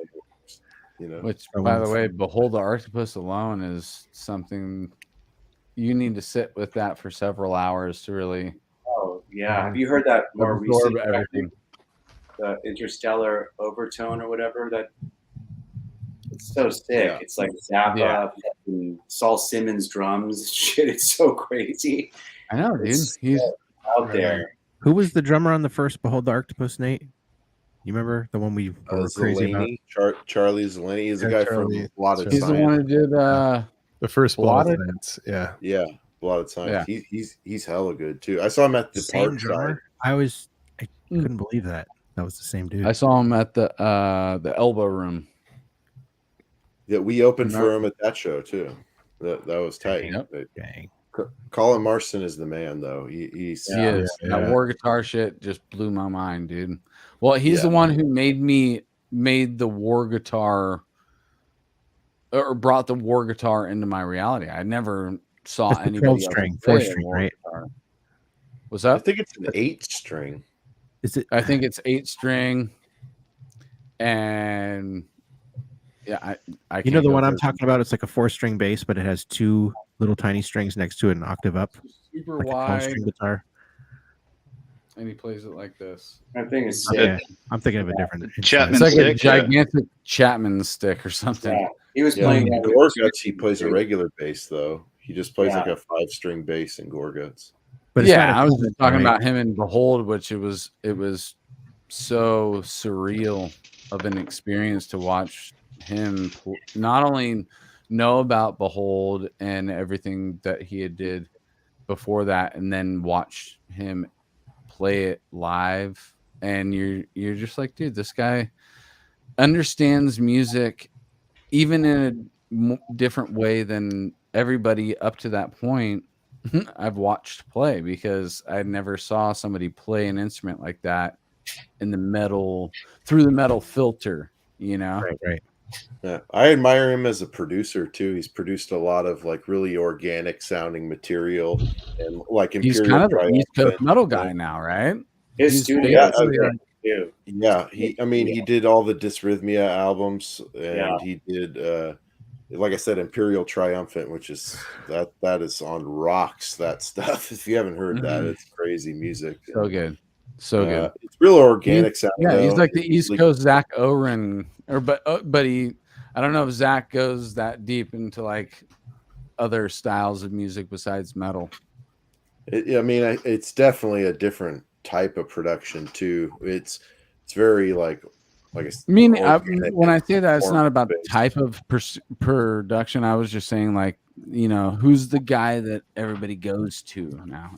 You know, on the West Coast, it was everybody goes to Zach, dude. And Zach actually, expanded and went further out too. But I was just thinking of Colin as, that's that same kind of situation just happening on the East Coast. Dude, Paul got to experience the ultimate studio of all time, man. Morrisound. That's like the death metal legendary studio right there. So that's a good story that he broke into on his first episode, which, you know, going into that experience as Cynic with this whole new, vibe that you guys were doing, because that was after the flooding and all that stuff, right? That you guys went into the studio. Yeah, we had done a demo there before, though. We did the 91 demo at More Sound. Okay. Too. But yeah, Colin's studio is so rad, and apparently the landlord is selling the building or something. He's losing that place like in a year, which is really unfortunate. He's been in that place for like a decade, and it's like so flushed out. It's like a world. It's like a maze. There's fucking hallways and rooms, and it's incredible space and such a vibe. And yeah, I was like really feeling that for him because he's trusting he's gonna make it work and find someplace new. But it's like that place has like has history, that Totally. It's really special, man. It's such a incredible. That's where Gorguts were rehearsing before the tour. And Colin and Kevin are like brothers. They have incredible chemistry. Those guys toured with us with Rhythmia, toured with Cynic, and those two just have their own magic too. It's like there's just something really special that they have, a real chemistry. The way that they interact and make music together. It's really magical. Totally, dude. I even heard Kevin do Sabbath Assembly, and I saw that live too, and that was really cool too. They have such a diverse palette of what they listen to. It's really inspiring that they can play all that stuff and make it so cool. Colin and Kevin have given me the most bang for my buck when it comes to going to a show. I've cited it a few times on the show, but I got to cite it again. It was Dysrhythmia and Behold the Octopus at the Elbow Room, and it was a $6 cover charge, and it was $1 Paps night. So I got to watch both those bands, and at the Elbow Room, which arguably is killer sound upstairs, dude. I mean, even downstairs too, but upstairs. I've seen a Stratosphere there, and they blew my mind. Like, they really do have a good show up there, and it's very intimate, which is another way I like to watch shows. But $6 cover charge, $1 Pap, I think $16. I was sick, dude. I was feeling good. 10 Paps and two bands that were blowing my mind the whole night. I couldn't ask for any more. I did buy shirts cheap that date night too, but right there for sure. It's a cheap date, cheap as shit, dude. And for the experience, it was, like I said, the most bang for my buck, dude. It's always great when you can see great musicians for cheap prices. That's definitely getting lost nowadays for sure. I mean, even that Gorgut show, like I'm paying for it, but it's like $70 or something, right? It's San Francisco. It's 130 for general admission. Shit. Whoa! Per ticket? Per ticket, yeah. That's Jesus. That's almost but it's last row. One of those things that I'll always try to support the arts, even if it's somebody taking that money somewhere. It's a show coming to San Francisco, so I'll take them as long as they're here. Which I've great, mentioned but I've is seen not the number one spot to hit now. I've said it. I still get to see a lot of people. I'm still one of those San Francisco advocates, man. I know Max is doing a thumbs down, but I love this. No, it's just sad. I miss Slims, man. I miss Slims. I miss the Pound. The Pound goes way back, but I miss all those smaller places that would accept our underground tours. I miss the Pound the most. Yeah, but I will say shout out to DNA Lounge, man. They still let openers like us play. I got to open for Gorguts there, right? They still let openers to this day open for the big death metal acts, and they have the upstairs and downstairs, so they have two shows going. They serve pizza. There's the one left on 11th and Harrison that is gonna give us a little love still. I mean, there's actually been new ones that have opened up. Like I just saw Origin at I can't even remember what it was called because there's never been a death metal show there. It's like a dance club, and I saw Origin there. So it's still a huge metropolitan. I heard about Neck of the Woods. Never been to Neck of the Woods. Yeah, Neck of the Woods is awesome. Music Hall, right?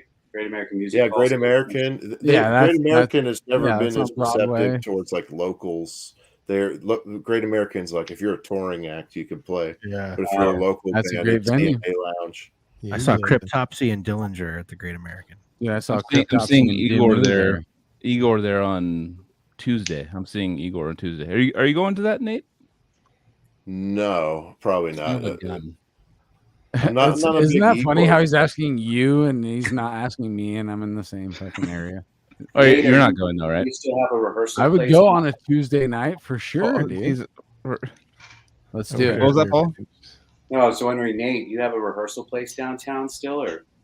Yeah, we got a rehearsal spot right next to the Great American, actually, and it's pretty nice. cool. We get to play 24 hours a day down there, and That's it's killer. It's dirt cheap, so yeah, Is San it like Francisco's thick, line man. or? It's still tight. Yeah, It's still tight. that's cool. That's cool. It's dude. fun I being wanna in go that there. area too. I call it like the Ontogeny Polk Street years because my entire musical life has been in my basement here. So now I've taken it out, and it's like, oh, I'm in the big city now. I'm on Polk Street and stuff. But it's fun, man. It's great playing loud at 2 a.m. You know, I never got to do that in my residence. So just Hell yeah. full drum set and full screaming at 2 a.m. That feels there's Sick. something good about that. You know, Oh, most definitely, dude. Yeah, That's it's kind of the different. whole reason why we do it in the first place, because we all experienced that.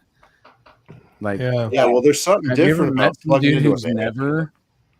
Have you ever met anybody who's never jammed live with humans and just made music on their own in their house? Yeah. How is that person cool? Like, do you want to hang out with them? Cool. I think it's all in what They you probably get don't want out to of hang out it, with right? you. You know what I mean? Some people think of music as just like a thing to do. Some people think of it as like their thing that they have. But I don't think there's any less value in anything. It's somebody passing the time. We're all spiraling towards nothingness, or infinity. Oh, most So, definitely. But I guess what I'm saying is that what gives us the extra drive is to feel the human connection that we feel in that jam space, dude. We've miss all that. taken chances in that jam space that worked and didn't work. That flow state that everybody hits at once. But That still, is there's still like what Nate's saying is actually, there's people that sit in their room and make music, and they are in the same state of happiness that being in a group of people is. It really just is each to his own, to each own, to each. Geez, I'm drunk. I guess it really does work with how social you are. Really. Well, also the technology helps to kind of like I can chat on them online, and I can. But would you come up with the same ideas if you didn't have the other like brains to bounce it off of? I mean, nowadays probably. Yeah, I think I don't You believe can like I don't believe artificially get brains to I think bounce that- off of or something. I'm just still from the old school where I'm like, oh no, like yeah, I can have an idea, but as soon as I bounce it Well- off of another person, it might change. What if And there's you going to be gotta like okay with that. like AI band or whatever, like whatever Yeah. VR VR, virtual. yeah. You like put your thing on, and everyone jams, and you're like, yeah, and you just It just takes your riff and makes it like sicker. yeah. I think you could actually AI and VR. Yeah, Yeah, exactly. Yeah, I think you could replicate that feeling actually if you really put it in like if Well, you everyone set up thinks a they're at band virtual practice, if you like set up a VR of us in Aptos storage unit where I had to Yeah. roll up the door and Yeah, shit. totally. We're walk just in, like- I know, they have to grab the door like fuck with your controller. If you could recreate Like, that same you space have to go like and we fucking. all You have to go like. Yeah. with no delay whatsoever, it really felt like we were in the same space and we all jammed. That's I the think that future. we could do that, dude. The future is like is you being able to jam, across the world with no delay, and you're actually be like you can actually jam like and hear each other at the same time and like make music. That's like Hit the to me, flat that's the only five, time. not the Yeah. major six. Yeah. Yeah. And then Joel would Exactly. always show up as like a fucking banana or something, and it's like, Dude, what are dude, you talking about, dude? fucking turn off the banana avatar, dude. Where did the professor go? The banana tar. Yeah, where'd the professor go? He thought this conversation got too dumb, so he just took off. I think you're pretty dumb. No, he was out before. Yeah, pretty dumb. He's only grading the paper. He's like, it's a D minus. All right, so back to Jim Carrey. I'm just kidding. Guys, I gotta cut out. Actually, I gotta do some dad duty. Reesh, All love good, you, All right, dude. Risha, good to see you, buddy. Good to Love see you, you, bud. brother. First appearance from Risha, dude. Yeah, Risha, we love hopefully you, I get man. back on again sometime. Hell yeah, Nice. buddy. Sounds That'd be great. awesome. Rock on, brother. And have some drinks in person again soon. Yeah. Yes, Yeah. I'll be down in Human Santa drinks. Cruz in a couple weeks, dude. I'll keep in touch. Definitely hit me up, man. Boom. Awesome. All right, guys. Good to Love see you, dude. buddy. Awesome, Have a brother. great rest of your night. Later, Rish. Dude, here we so are. there was this Netflix documentary that we saw that was this. He was a writer and he was a painter, basically, and he never released any of his material. And he didn't have any friends, and he was like a hermit in this room. And he invented like all these languages that go along with his books. And there was thousands of crazy paintings that they discovered when they had this person that died in an apartment. And it kind of raised the question of, is art worth anything if it's not experienced by other people? And to me, it's like he got just as much value out of that as releasing it. It fulfilled him in some way to where he didn't feel he needed to show it. It was his thing. So that it's kind of something I've always thought about. Of like, is it worth something for music if no one's hearing I think it? it is. To me, it is. Totally. I mean, how much material do you create that no one ever knows about? You know, Yeah. in the process of making things that you release. Yeah. So it's all valuable. It all adds up to something. I like the idea that in the future we will all get to hear that stuff, though. Yeah, true. Well, there's also art that's like too, like okay, like Metallica. Okay, just like for example, like later Metallica. You know, it's like they're a band that like is great and they're always going to be great, but like they made like too much music almost. You know. Yeah, they flooded the Like it's marketplace. almost agree like, with dude, that. I can't take Sure. any more Metallica. Like I just can't. Like you know. But of would you course, like I to love hear? the first, like 5 albums. Wouldn't you want to hear like demo songs during like Injustice for All that were never released though? Oh fuck yeah! Yeah, I'm that guy. I'm that guy. I'm that guy. Yeah. I want But that. I'm I just guess saying- I've always respected they release new material, actually, even if I haven't liked any of it. No, totally. They still, and they don't just play their old stuff; they play new material, even if it's Yeah. not good. Yeah. Yeah, But- I've always Cannibal Corpse is the same, right? They still release Cannibal Corpse albums the same. But like It's there's like bands, Cannibal Corpse. there's you know? bands that But- can do that and still put out good stuff. And I even feel like Judas Priest can kind of do that, or even like Making a like margarita. Black in Sabbath's there. like 13 album, whatever that came out. Like it's pretty good actually. Like for, but I just feel like, but even like Iron Maiden, like one of my favorite bands, like, dude, I can't get into any of their new stuff at all. Like it's so like, I don't know. Sometimes it's like putting out too much. I don't know. It's like where does that like start to change? Like where it's And then like Cryptopsy, where it's not even the same band, and you're like, yeah, maybe, like maybe change your name. yeah, I don't even know. I mean, like, dude, a lot. Like, don't stop playing, don't stop playing music. But I it's can't crazy say anything that- about Cryptopsy, but I'm just saying like I wasn't saying bad. I was just saying it's a trip that like people Okay, yeah. keep pushing forward, to the, and there's like only one Yeah. member left, and it's the drummer. well, Yeah, but I think that he's the whole essence of that band. kind of Totally, from the totally. beginning. I don't think that I just think it's about the music. Like I don't know. Like it there's like situations where that's the case, and I love the music, and there's situations I don't know. I'm just being I don't know. I mean, there's still I think always as- Meshuggah out as there, guys. Maura Burns actually Yeah. really Yeah. does. Meshuggah releases good stuff still. Yeah. As the newest Cryptopsy release really hits a lot of those Cryptopsy chords that I've developed throughout my metal career, that I'm like, oh dude, yeah, they're back.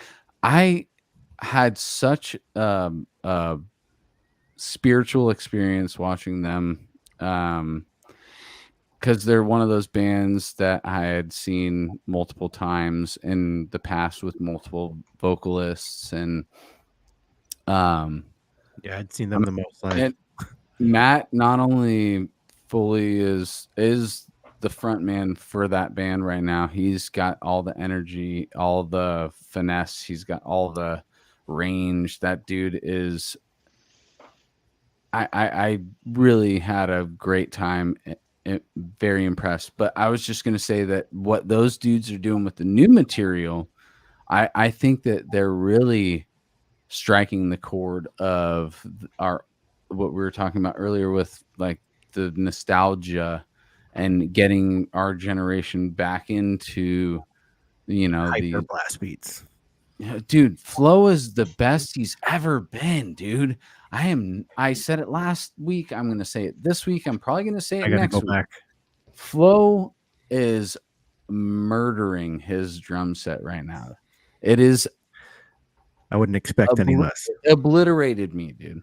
I literally was floored watching him in this intimate, 300 capacity venue right there, side stage. Mix was perfect, and I'm just watching everybody. And anytime I've zoned in on Flo, I'm like, this man, something about him is just so unique and different outside of everything else that is happening in this scene, and it's still showing today, and he made that mark. He made that mark in the early 90s, 95.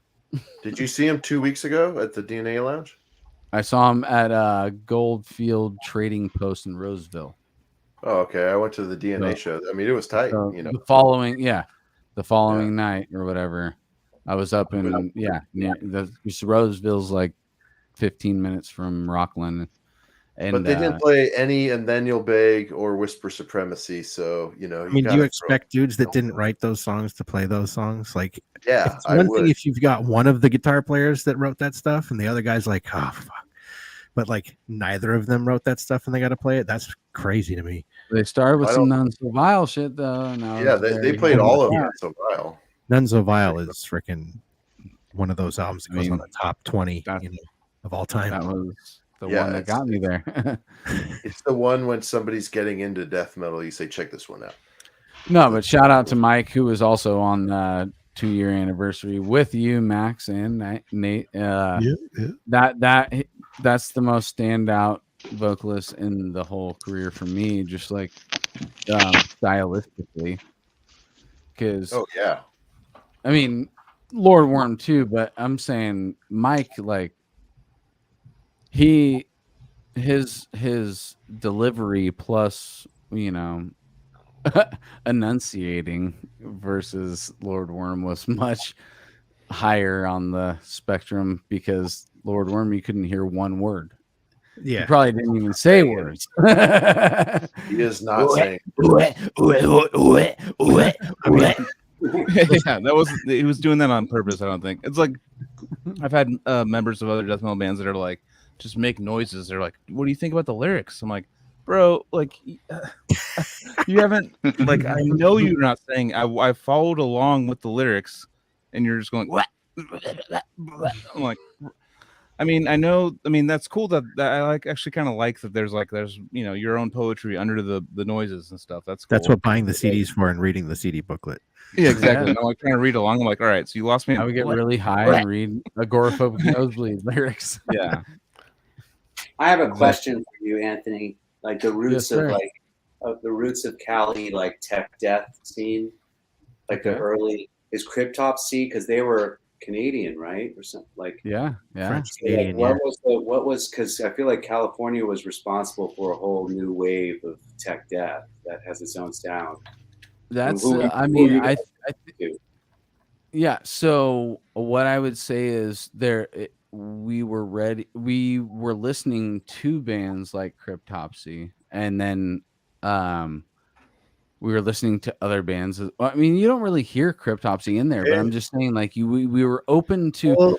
I think the Cali death scene was listening to other things than death metal. That's really what was happening. I think, like, from a little older than Anthony, he's kind of young. So, 1 year, one year he's got on me. No, really, yeah, pretty much, yeah. But the point is that, like, it was kind of like if you're like, I'm into rock bands and this is not, like, they were like the Rush, the Canadian Rush of death metal. So it's like you like all these, I like Deeds of Flesh and blah blah blah blah and this and that, and then New York and then Florida and all that stuff and whatever. But like the Canadian like flavor was like Cryptopsy was one of the main ones for us from the beginning. So like in the 90s, it was like already like established kind of thing. It was kind of like Suffocation. And then like, oh yeah, if you heard of Cryptopsy, they're from Canada. So it was kind of like to us like one of the bands that was just on the like meat and potatoes dish, like just you're gonna have Cryptopsy in there. And it's just that was kind of like the Russian rock, you know. You're gonna know you're gonna know about that Canadian band. That's how like I a free flowing. There's no. It's just like breathing kind of band coming out of another country, and you're like, it's Rush is and they were like the band, like that was it. Like, yeah. I mean, and Gory Guts, of course, like also. Yeah, that's what. Okay, so just to continue my thing, I'm actually thinking about it. Yeah, we weren't listening to death metal.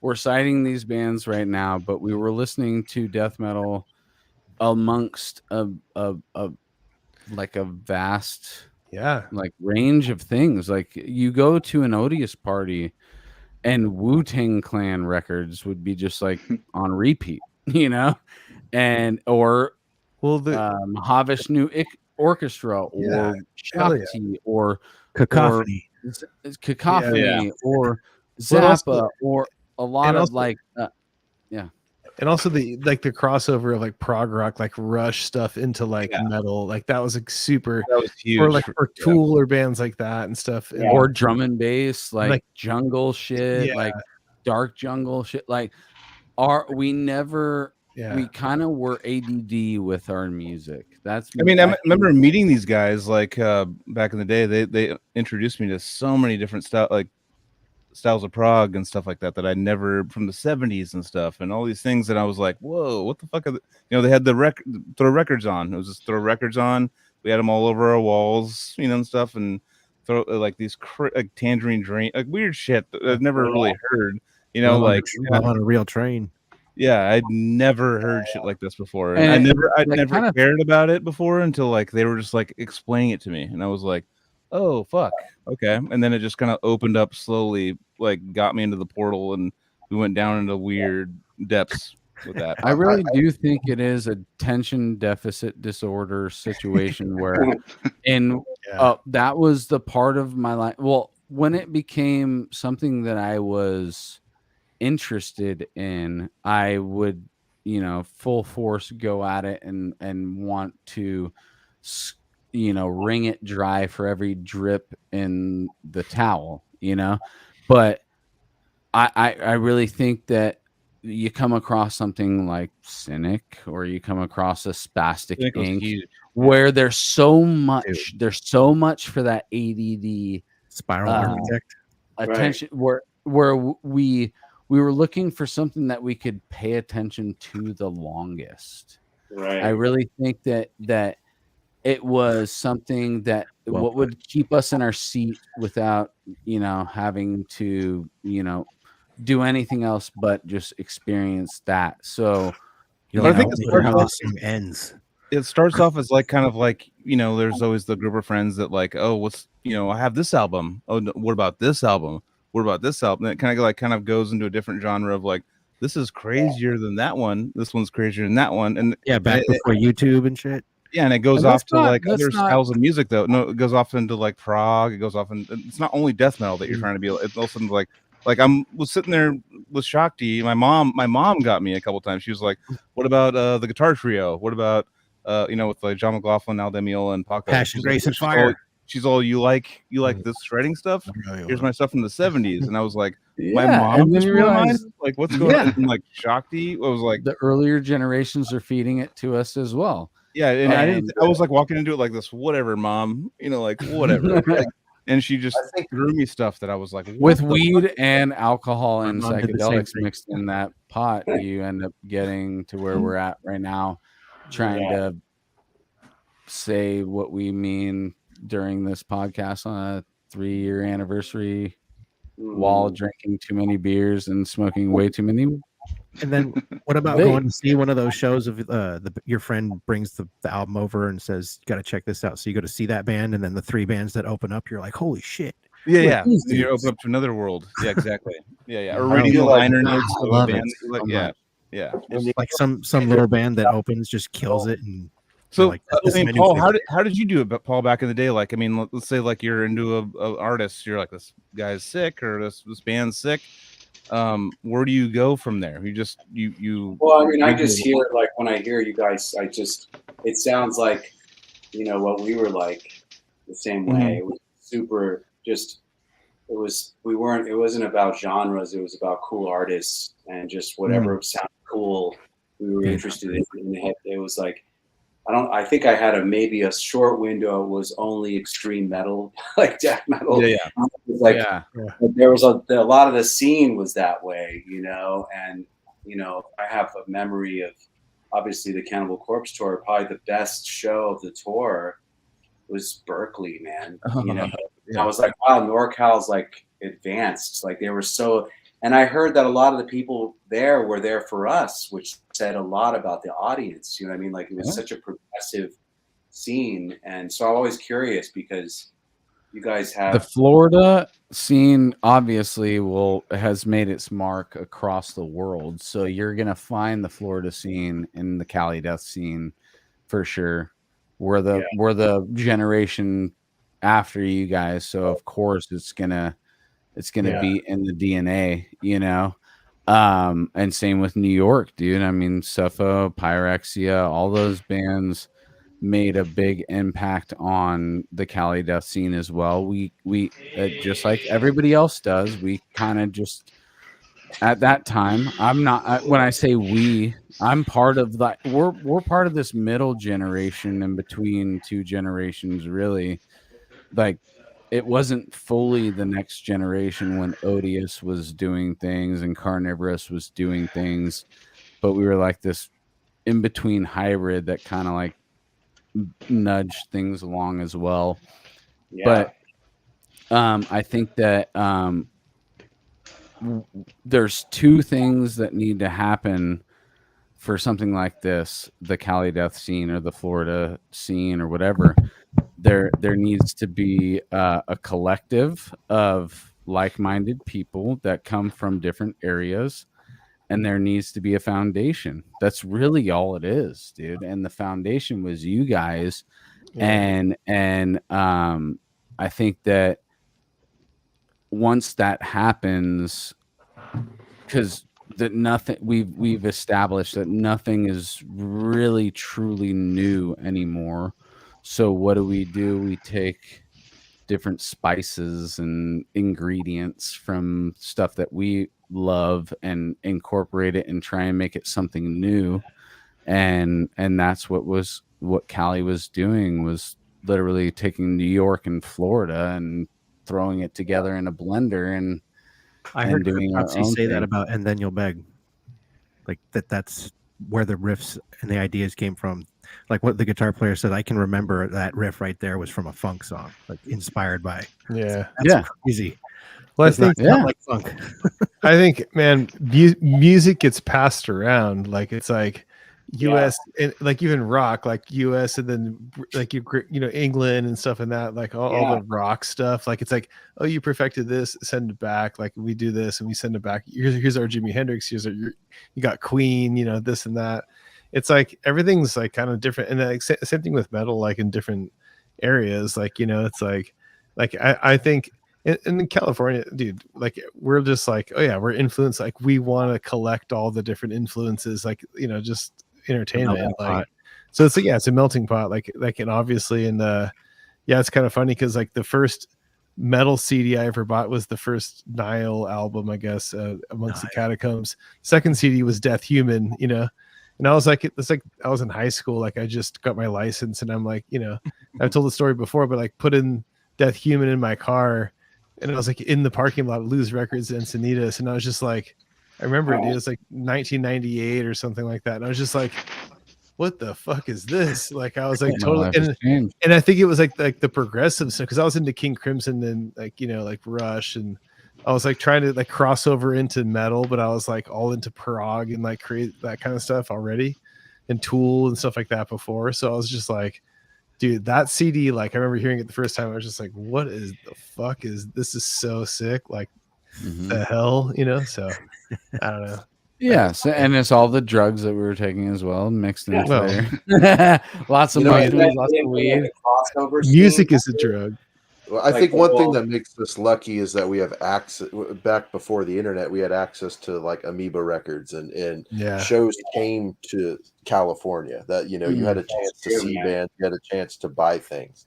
So Yeah. it's not like you had to wait years to see a band. People would just go to the town to see a metal show and stuff. And Yeah, I would seeing- go to seeing a show Origin, with Orguts, and Dying Fetus in one night, like on the same stage. Like, And on the subject of Origin, I think another thing of California death metal specifically in the earlier days of it was there was a competitive nature to it. Yeah. As far as like yeah. we're gonna get faster. Like no, we're a gonna healthy do more competition. Well, though. you guys started out like it was the Bay Area thrash thing, right? Which was a little bit more mellow and kind of fun.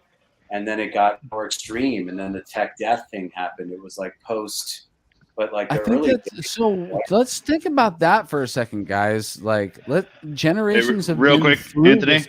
I gotta bounce. My dudes just came back. Sure. So Love you, brother. Love you. See you guys soon. Cheers, guys. Happy Thanks 3. for coming on. Thanks, brother. Oh, All yeah, right. dude. We're going. Yeah, for sure. I'll see you guys soon. See you back on. Later. peace out. So Yeah, I'm what curious is about it? the history of the California. 'cause there's like- Not only about that, dude. I'm gonna get more hippy dippy with it. Like, Let's go. energies that are stuck in certain areas, and those energies can expand to certain places. Because I'm gonna sound pretentious, but a lot of good shit has come out of the Bay Area. So what is it about not just the Bay food is the Area, same but way. these other pockets where that happens, and it's through a multi-generational thing? Ooh, Nate's got to answer. I could tell Nate's got to answer. He's tapping his arms. That's what I'm saying, dude. Like, what I'd love to energies? answer that one. What energies are left, and how are they embedded? So it was kind of what Paul was saying about going to Morrisound. There's something in the walls, right? There's a lingering sense of something, and it's the counterculture movement started in the Bay Area, and you still have Neil Young lives out in Sebastopol, and you have that, and there's always that there. So there's people chasing that feeling. It's what I love about LA too. A lot of people don't like LA. I love LA because it's people chasing dreams and artists, and I love that. There's a spirit there. There's I understand other sides chasing, to but both I of didn't them. chase anything. It just caught me. So Well, what about yeah, that? but that's what I mean, I though. was caught in a web that I kind of didn't even realize. That's I a was gonna get personal. caught into. Yeah. I mean, from what he's saying, it's like I'm saying that's a possibility too, though. You don't need to be chasing something necessarily to be caught in this energy that is here. You could say that you chased after the next dope album you wanted to find, though. Yeah, definitely. It's all the same. There's just something about being in historic places. Like if I were to play music in Abbey Road Studios, I'd be shivering the entire time. I would Right. I would feel that history. You If I walk went through to the door and you Morristown, would feel it. Yeah. I would Yeah, feel as it, a and that's charge. just As a yeah. charge. And I don't, and that's probably all self-imposed or whatever from my own experiences and all that. But I who cares? It's still there. Yeah. So I'll Yeah. take it while it's there, and I feel that way about the city and the Bay Area. That and prestige is still there. Yeah. it's just no. there's creative people everywhere, obviously, but there's concentrations of it in big cities where there's access to stuff. For sure. Where There's a artists say, nexus. "Wow, I can go to shows, or I have an art space." You're going to have collections of those people.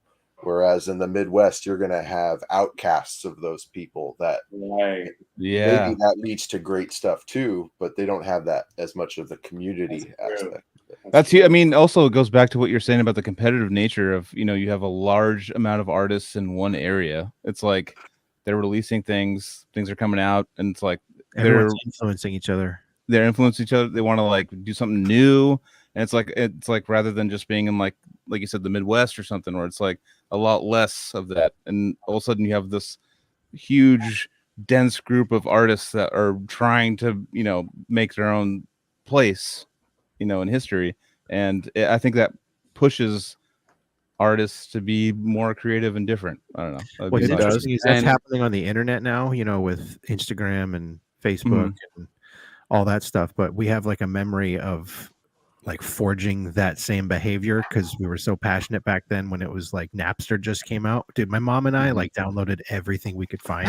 Napster came out. She actually found Soul Niger for me. She was like, "Oh, you love Meshuggah? I found the guitar player. Here's this song." And I was like, "What the hell is this?" What? Like, Whoa, that's a sick story. Your mom gave you the greatest album in your. And the first track that she found was "Bouncing in a Bottomless Pit," like his best solo. That's in the middle of the album because the album is 28 like little tracks. So she just downloaded, Frederick Thorndahl. She didn't know what she was downloading. Dude, she just I'm passed me trying that. to think like, okay, I'm putting myself in your perspective. It would be my mom, and I'm not just doing this just because you're on the show, Paul. I've already told you many times, but it would be my mom showing me Cynic. That would be the same situation. That's crazy. Because Cynic is literally my favorite shit that I still listen My to. mom loves you, by the way, and she literally messages you about Buddhism and stuff all the time. And I'm just My dad took me to Casey, see I'm curious. Hillcrest Did you and finish Candle that Corpse. record, by the way, Casey? That album you were. Yeah. You did? Oh, the Spawn Obsession one, right? Yeah. Oh, the retro. Yeah. Yeah. What's the It's almost done. deal with Shout out to cool moms. Shit. Yeah, Cool moms are fucking And sick. cool dads. Hell yeah. Cool I got dads to are see cool, Casey dude. when he recorded. I'm a that- cool that dad, I stuff. think. You cut that shit. You finished it. It's being. I mean, I think the vocals are almost done, and it's being mixed and everything. It's all in Sweden. They're working on it. So Have you heard those like tracks, Paul? Yeah. No, I haven't heard it. I mean, I know the band, but I haven't heard anything Casey. Oh, it's insane. Yeah, I can't wait to show you. It's gonna be sick. It's cool, man. I'm And stoked on that's it. another cool thing that happened kind of from the show because Totally from the Yeah, totally from Yeah. the show. Yeah. So Yeah. it's like, That's so where'd you cool, cut your dude. drums for that? I recorded I practiced at my studio and then I was gonna record it there, and then like they wanted it done sooner and like the label paid for it. It's Season to Mist, it's on. So I wanted to get it done to meet the deadline that they wanted for like the mixing and kind of like the layers down the road. And so anyways, I recorded it at Zach Oren's studio at Sharkbite up in Oakland. Oh, So cool. Yeah. with Zach Oren at Sharkbite Studios. So Did you like drive up with your kit and shit? oh yeah, totally. I used my DW acrylic kit and went for it and brought all my Sick. samples. And yeah, it was pretty fun. It was like 4th of July week, so like I drove up there like the 5th, I think, after 4th. And It's insane sounding. I mentioned him earlier. He's the guy up here. He's pretty much, if you got the money, that's the guy to go to. Yeah, he's the Machine Head and all those guys. That's yeah, it was crazy when I was recording that album for the All Realm band for like the year before, same studio and stuff, and Rob Flynn's just standing there like coming in like, oh, like what are you guys doing? And I'm just like, I just started screwing up all the takes. I'm like, what? This is costing me money, dude. Get out of here. I was like, get out of here. Yeah, leave. I can't record it. And they're watching the monitors. Like, well, it was so fun. Stoked. I wouldn't be able to not say "Let Freedom Ring" with a shotgun blast at some point throughout that day. I'd say it in a way that I know he wouldn't like it too. He'd be like, "Get out of here!" He's all whatever, dude. Yeah, just get out, dude. Let Freedom Ring, right?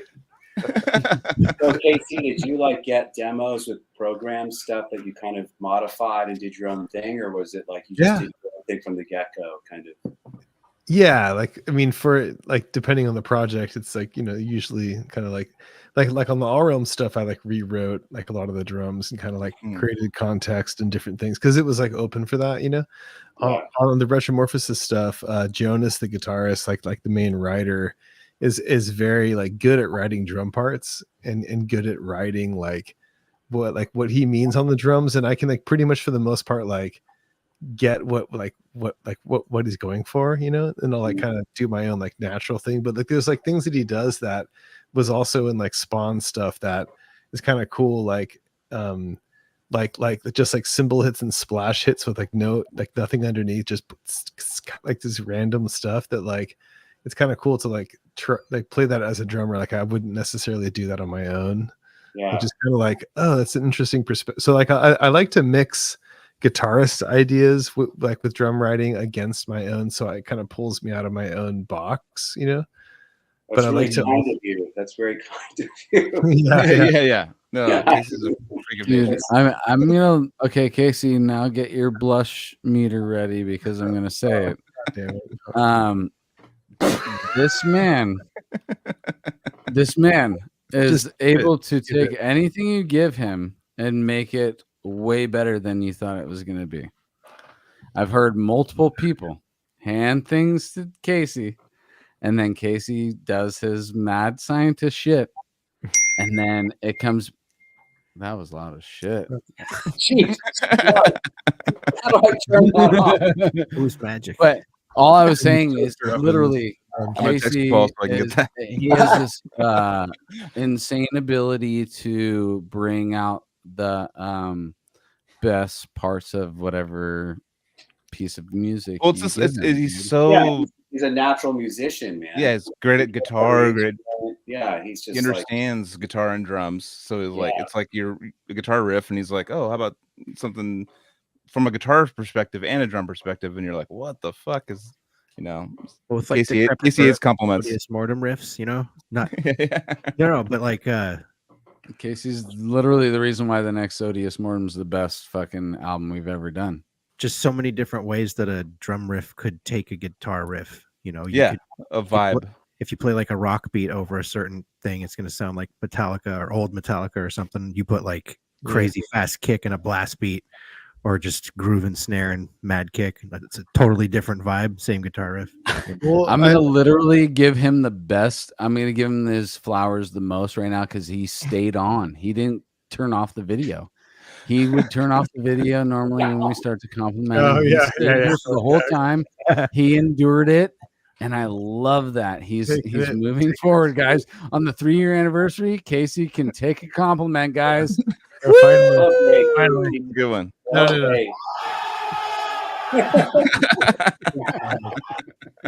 Insane, dude. So weird. No, but I mean, okay. So here's the real deal, and I mean, all you got. I mean, everyone on this episode knows this. Like, when you have like a band, I'm the least that you talented have to person on be- the screen right now. Well, yeah, guys, so- when you're in like a band that like is gonna go on any tour basically, or do like any like string of shows, and you want to be like machine tight, and you just practice to the point where you're just like, you just eat, sleep, and breathe that whole like kind of thing in the music and stuff. And I feel like the boot camp that I went through with like Decrepit stuff, like it was just like and doing all the like, I mean, that's all like I really like. That was kind of just like, you know, you got to just tour and play and like be like, and then it puts you in this level like, oh yeah, like even if I'm like lazy or rusty or like whatever right now, like I know I can like pull it around and get back into shape and make it back to that, like right. I gotta be like super gnarly, you know. And so like, but I don't like think in that realm, like that's not like my favorite place to be, is just like I'm killing myself, like just kind of Yeah. like I don't know, it's not like, it's like not spirit, it's like I feel like I'm just like weaning away from like my spirit, you know. And so Oh, yeah, like you're at the gym. it's too yeah, it's just like I'm just yeah, I'm dying, like I Well, don't, who cares, I think you know? that with that new Odious stuff, But- you still hit well, that. yeah, but that's like, but you can do like artistic like things that are just like insane, and then put it out, and you're like, yeah, that was crazy, but I don't want to like necessarily like do that like live, like I don't know. And so that's what I've always like really appreciated about like the Cynic Death stuff, or like all these different like, there's like it takes it to a point where it still has that gnarliness, but like it's like you can still feel like the relaxation soul of just digging and like still being like artistic, that's but fun to play, you know. Yeah. Like to be like Super doing fun. like a, and that's what I felt like the All Realm stuff too, but just like I don't know, so like I it's like I'm happy to do the crazy stuff, but like I feel like there that medium like of not having to just always do that is kind of like a really more like digging into like the love of playing music, or like the soul of it, you know. It's almost like, I think you bring up an interesting point with Cali Death as a has a track record of we've captured a lot of pain. A lot of pain, yeah. You know, like there's something to Totally, be said dude. about that, where there's and suffering that was it put on was tape. suffering for sure, not necessarily for me, but I could see It it. doesn't mean it has for to everybody keep else, on where happening, the but speed thing. it The was a speed time and a thing place. happened so gnarly. In Well, it goes back to the 2000 competition thing we were talking about, like being competitive. It was like speed Self-mutilation. was like a fucking thing back in the day, and it was like, oh, I remember I drove Casey to his first tryout for Decrepit. I remember like it was like like I want to know if I can do this kind of thing. But even like you know? Paul, how did that feel back in the day? Like, I mean, it was like probably like that too, with like the death stuff, and like trying to be like fast and you know. No, I mean, we were just like being ourselves, you know. I mean, it was like a stride place where we were just doing what we did. It was like you're doing some of your edges, but it was more just like where we were. You know what I mean? Right. Like you're not in you're in a zone the whole time. It's just like that's your zone, right? It's so I get what you're saying. I think that's like most musical, when it just feels organic and you're not trying. It's good to kind of get to your edges and feel those places that are a little uncomfortable, right? Just to like push you. But I don't know. We weren't like, you know, we were just doing. It was like, it was all about just being in a state of expression. You're just free, you know. You're just trying to say what you want to say and process whatever you're working through at that time. You know, it's like. It was more of a therapeutic thing, you know. Definitely, that's some trend setting right there. Speed really does, like, not for you guys before us, but I'm saying for our generation, speed was very important, right? And then you get to an I wanted to say what Archspire you guys were saying. You know what I mean? Like, or yeah, Spawn. I found my own voice, but there was definitely that period of time where I was like, I like what these guys are saying, and it was like painful. And it was finding this new. It's painful, like the idea of a blast beat in the beginning was like the guitars had to be as crazy as the drums, because there's a lot of bands that do this thing where like they'll trade where the drums will embellish a guitar riff, or the guitar riff will be insane, but the drums just chill. But tech death is like both all the way, all the time.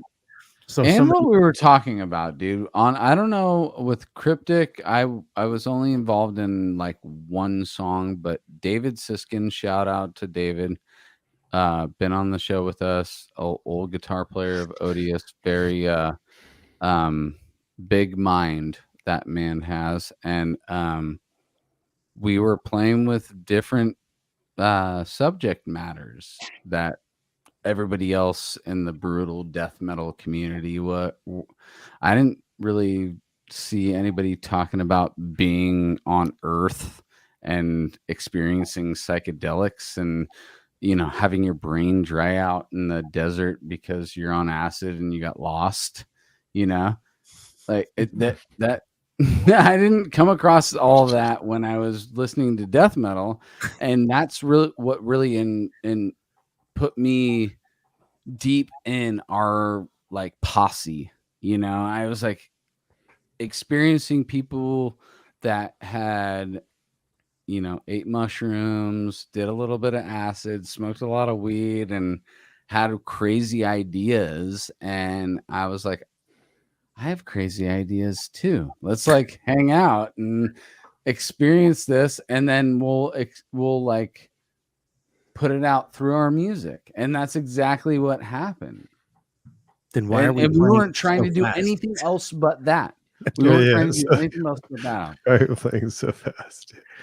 I remember being on a different plane of existence and listening to death metal sometimes, and being like, this is like phasing dimensions, dude. This is so fast that it's slow now. Like, and it would like open up this realm. Totally, dude. There are some bands that when they're playing that fast, when you add chord changes and pretty modulations, we're like, oh, whoa, I mean, some of that actually not like that. This is not like, abrasive. Yeah, it becomes kind of chill. It's like a weird ambient.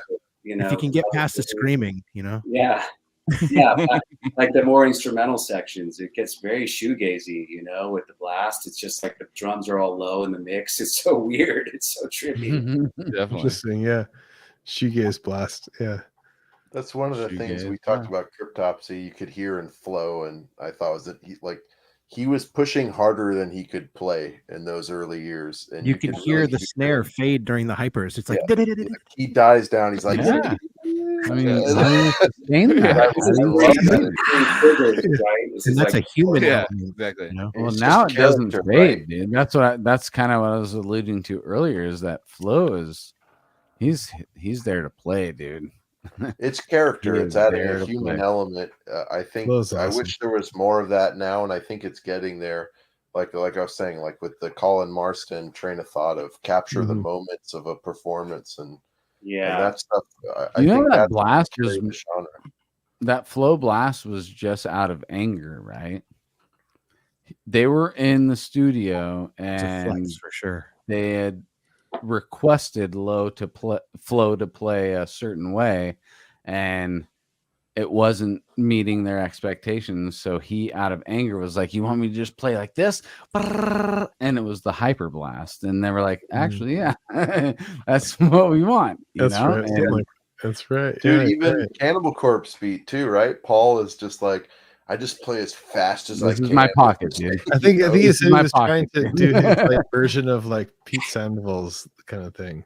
But he That's just, what he did was double- trying to emulate, but then we Yeah. end up getting the Cannibal Bomb Blast, which is like, So there's the Cannibal Bomb Blast, but then there's the Cannibal Thrash beat too, where he's doing a triplet pattern and doing eighth notes with the snare and the kick. Well, it's not quite exactly lining up. Thank you for bringing that up, Nate. He's just playing as fast as he can with his right hand. You hear it; it's like they're Slayer beats. I think the Cannibal Blast can be also not a bomb blast. It can be like straight hands or like, it's like, I think it's just the snare at 16 kicks, I remember when Nate and friends pointed out certain Cannibal Corpse blast beats, and they're like, "Dude, do you hear the hi-hat? It's not like keeping time in the 4/4, or either that or the blast beat itself is not in the 4/4." And like the hi-hat is like doing a triplet while he's like Oh, when he's doing the blasts. Either like it's not like the just Slayer straight beat cues. specifically, like he's playing eighth note patterns and his hands are kind of random, almost on a eighth note triplet. Like I can honestly tell he's just saying, I want to play as fast as I can on my right hand, but the snare and kick is what's keeping the actual rhythm of. But his ride is it's like slightly faster than that. Yeah. So it's not like perfect math then. It's It's like the death metal skank. Like, Yes, exactly. It's that's character, right? I love. You things can't like, program that, folks. Yeah, No, you can't. It's somebody who's playing something that wasn't played before, that is trying new shit. I like that stuff. I don't like the. I mean, I shouldn't say that. No, I'm gonna retract that. I do enjoy gridded, perfect music, but the stuff that I really connect to is the human stuff, dude. Where those exact things are happening, where, especially hearing that right now with Paul and his trying to emulate Pete Sandoval, but this is what he got. He literally told us, I'm just trying to do the Pete thing, but it ends up being his feet are faster than his hand and his right hand is faster than his left hand, and it becomes this totally different thing that we now attribute to that specific person. And I love that. Yeah. I love that more than if he were to tell me that he planned that. Yeah, the quirks, right? The weird like idiosyncrasies of someone's like pocket based off their own weird deficiencies or wherever they are technically, it becomes a sound, and that's so characteristic of all that organic music. It's like that's the thing when you start sterilizing and just like tweaking and pro tooling things to death, you're stripping it of all of that and you're making everything very, it just gets very sterile and it loses its like essence. It's like it loses some of that mojo that makes it really cool. Like it's right. The flawed nature of it. That's what's cool, right? Otherwise we're making electronic music, which is its own thing. Like what's that band fucking, which I think are really good at doing crazy next level Saturn Rings of Saturn. Yeah. That shit's fucking crazy, dude. Yeah, yeah. Like in terms of tech, processed, overdone. Yeah. Ridiculous, but it's like they do it well. You know, it's like own sound. You know, do you It's like guys that. know those guys? And that Infinite stuff can be Annihilator totally too. Like, listenable and great. Ophidian. Yeah, it's I think that there's a place for all of that, you know, and I think that's, you know, it's everywhere, but with my homies in the Cali death scene, that is all accepted. You know, we want that necrophagist epitaph, but we also want that defeated sanity prelude to whatever that first album is called. Well, I feel like even that changed a little bit too from the early days of death metal. There was definitely like, I'm a melodic death metal guy. I'm a brutal death metal guy. I'm a tech death guy, and I'm a Meshuggah guy. I felt like, and now it's more evolved to being the same kind of thing all together at once. But definitely in the early years, if you were I I remember was people being in pissed. flames. Yeah. You know, there was if a whole you like In school of, Flames like, or Soil Work, you didn't like Eat the Flesh. You know, it was yeah. I liked it all, so I was. Me too. I liked most of all of it, so I thought that's kind of funny. Like, I remember arguing with people about Predator's Portrait and Destroy, Race, Improve, and I was like, dude, come on, Destroy, Race, Improve. But I love both now. But I mean, it's funny how it worked out back then. Mm-hmm.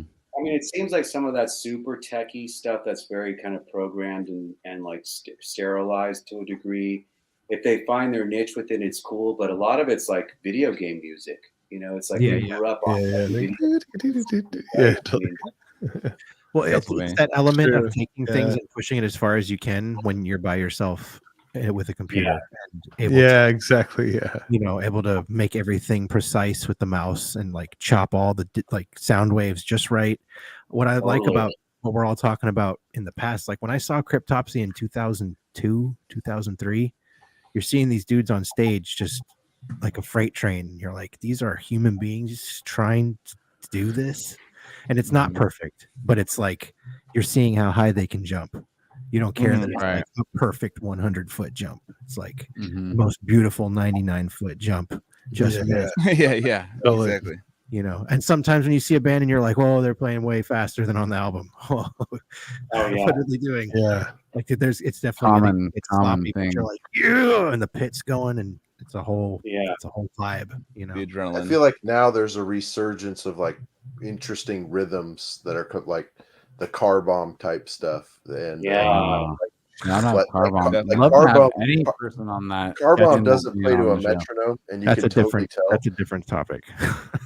Well, car bomb, if they had to play to a metronome, it would be a bummer. It would suck. Would It wouldn't be down. It wouldn't suck, so but solid. I wouldn't want that to happen. Yeah. Elliot is the it's man. that organic. It's a breathing machine. That's like a machine that's like you feel it live, and they're using their weird effects and stuff, but they're all playing with each other. It's not like you can tell it's not clicked out. You know, it's like there's something about it too that I think I wish there was more of too, and for lack of a better word, it's balls. Like they got fucking balls when they play. Like they're heavy as fuck when they play live. Heavy, dude. Well, dude, and Elliot Hoffman is so smart, dude. And I love that on his Instagram, he's like, Ian knows what's up. Ian's fucking in the crowd. He's like, that's my friend, dude. And he's jamming Elliot straight Hoffman fusion is- on his Instagram like page. I said, dude. Maybe on this for my 3-year anniversary present, maybe we'll get Car Bomb for Do year it. 4. Dude. They're just so sick. That live show, they played every one of the songs I wanted to hear. It was a strobing delight, is what it was. Well, I was such a relapse nerd that once they got signed, I immediately jumped in. So what was that, 2006 when they did the EP? No, it was I got into them at the like W album. No, that the is. album before that was when I got into them, and it was a relapse Portlandia or release. Centralia. Portlandia. Centralia. Actually, Yeah. Oleg showed me them on that tour, Yeah. the Severed Savior tour. He showed me them. I bought that as a blind thing because I was a relapse nerd, and I was so Hard happy metal. that I bought it, dude. Was Dillinger? You would get the Yeah. for fans Dillinger Escape Plan and fucking Sugar and Gorguts. yeah, all this shit. And you Dillinger just be like, Escape Plan oh, was dude, like, I heard yeah. that new project Ben has. It's actually really sick. Anything related to that band is what's always Ben doing sick. now? It's like a post Dillinger thing. It's so sick. It's really cool. Yeah. Yeah, because I heard there was like some 30 stories or something. 30. well, yeah, it it's was- no, it's called what's it fucking called? It's really, it's just like it's like post Dillinger. It's like it's a vibe for sure. That's awesome. That's Yeah. red. I mean, No, because I anything knew that I related to could that tell. band, I'm always intrigued. I could tell there was like a internal struggle in that band, and that they kind of wanted to keep it going. I don't know what the story is, but with the singer and stuff, there was like they just wanted to move on. He was the singer of Dillinger, and then after that, I feel like Ben still had the Dillinger soul in his soul. I'm thinking of the band the vocalist went to. That's a different thing. Yeah, what was it? One of Us is the Killer, I think, right? Well, that was that was a great Dillinger album. Oh yeah, that was fucking amazing. When I saw them cover the Nine Inch Nails song "Wish," I knew something was shifting. Yeah. No, they were Dillinger with Mike Patton was super crazy. That is weird music. I love that album. All Dillinger's early albums are like, how did they do that? I mean, we could talk about Calculating Infinity for a minute, because I remember talking to death metal heads and they were like, "Okay, this is different." Yeah. This caught my attention, and it's cool because that album is such high range, like sonically. It's not low tune guitars, you know what I mean? It's actually 6 strings, not down tuned to open D. Tune E. Yeah, open E as the like open E bar chord. Yeah, like just barring open E, you know. He's got that Marshall JCM 800 tone too. And freaking Chris Penny, man. If you listen to the drums on 43% Burnt and freaking the first track, I forgot what it's called, but like the cymbals are like in perfect alignment with the vocals, but the rest of the drum set is just yeah, he's nuts. Chris Penny's a man. I remember being into Fear Factory and stuff like that. My brother was like, "Check these 2 albums out," and he handed me Calculating Infinity and Chaos Fear. It was like, as a one download thing. He's like, "Check these out," and I was like, listening to him, I'm like, it was too much at the time, because I was like, dude, do you manufacture and stuff, like Obsolete? I don't think it didn't even come out yet. It was like, I was like, Fear Factory was my level of. We have a similar experiential overlap here. Yeah. Because like Shock, you remember Obsolete? Oh yeah, Shock. Yeah. Shock was like, I was like, "Ooh, I like this. This is like heavier than Korn." Yeah, exactly. That's where I was at. Yeah. That's like we're 3 as pea in a pod, right? 3 peas in a pod right now. I think I listened to like the first 15 seconds of Calculating Infinity, and I like turned it off. But I left it in the CD player. I was like, okay, like I'm just gonna leave this here for a couple months. I just knew it was bananas. And I don't know why I knew it was crazy, but I was like, this is insane. Yeah. But my brain is not ready for it. I just knew New Millennium Cyanide Christ was like groovy enough. I was like, okay, this is even heavier than Korn. Yeah. The rest of that album is so different than that song that I was like, I'm not ready for this. So I put that on pause. I was totally ready for all that. I thought it was the well, yeah, sickest you're shit playing freaking ever. Cannibal Corpse when you were like 7. It was the sickest shit ever, though. Yeah, The first, I first when heard was that. the first Ontogeny album? Pillars of Perversion. When Dude. did you do that? So heavy. Well, I mean, those songs were written when I was like 13 and 14, but Isn't that crazy, guys? there's many iterations of it. But I have a don't- physical copy of that. I don't play any of those songs at all. I know, but I'm just saying I have a. Isn't that crazy though? Jared was on earlier. I have a physical copy of his teenage demo too. Like, it kind of is this whole full circle thing that's happening on these anniversaries things too. I'm like, look at all these dudes that I've known since they were teenagers. And then you got Paul, and I'm like, I started listening to you when I was a teenager. And I'm like, what the fuck's going on right now? It's this whole multi-layered fractal thing that we're setting up every year, trying to do it virtually to celebrate. Well, the first time I ever talked all to of you, us. Anthony, I think it was to play bass for Odious Mortem. I was going to try out, and you were gonna drive me to Santa Cruz, and I'm like, dude, I'm in high school right now, and you're like, you gotta go though. I'm like, I can't, man. I'm in high school. So it didn't work out. It's only an hour and 20 minutes south, bro. It's like, bro, the bus doesn't go there, man. So you walk down the street to my house. Yeah. I know. Thank God that happened too, though. And Max, you were homies with what? Your brother Nate, right? How'd Yeah. that work out? Yeah. Well, I met Max. My brother showed me their demo, Max and Tim, and I was like, yeah, whatever. This is all right. And then he said, let me introduce you to Max. And Max came over and played guitar in front of me, and I was just like pissed off at my brother, like, you should have introduced me to this guy a long time ago, man. What are you doing in my basement right now?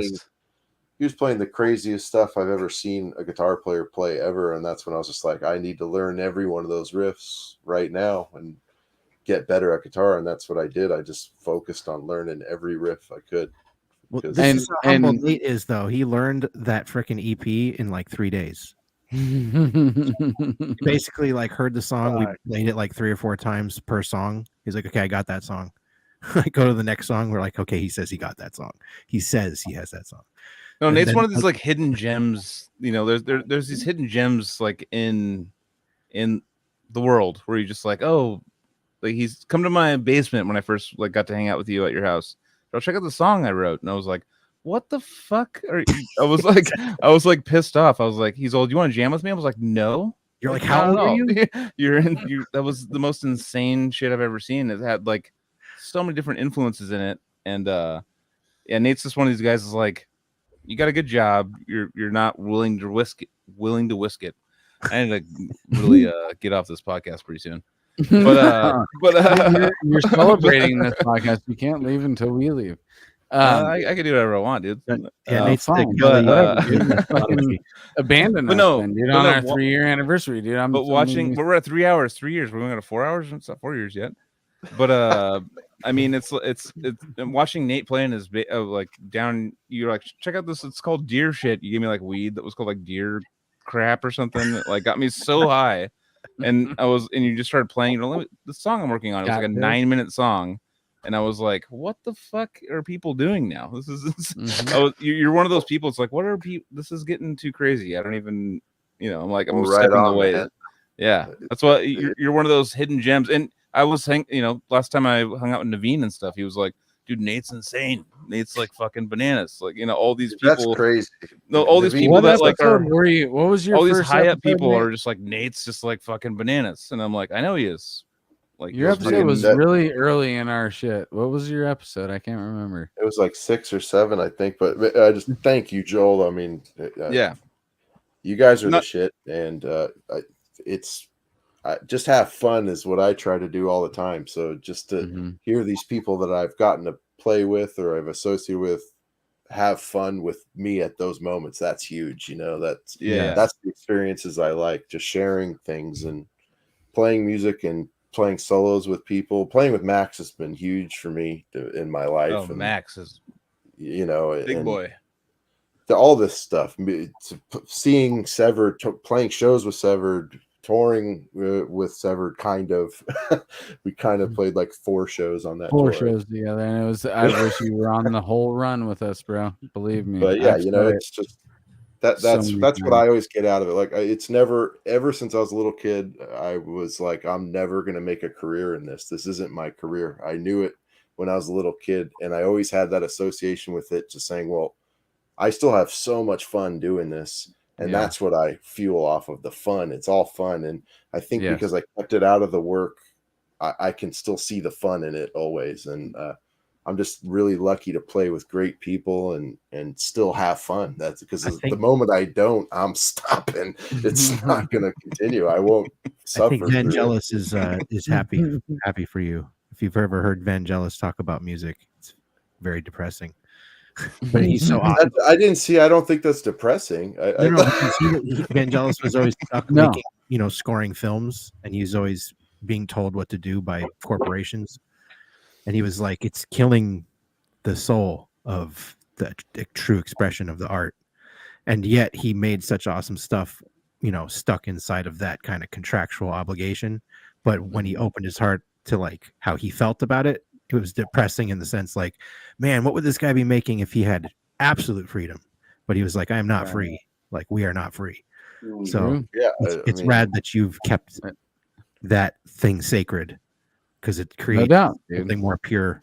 You You do know? a TED talk on like That's finding music and having it be like a fun thing, but not like for young kids nowadays. They're like, oh, I want to make it big, you know. And there's like people that they literally they hire firms and these companies to like get them on social media and do things like that, and it's like, bro, like No, that's not what Ontogeny is doing. Ontogeny doesn't hire anybody.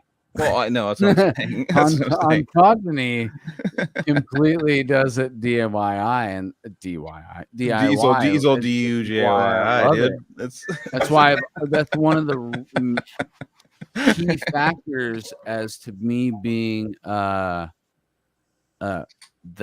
pretty much the number one fan of Ontogeny for several years.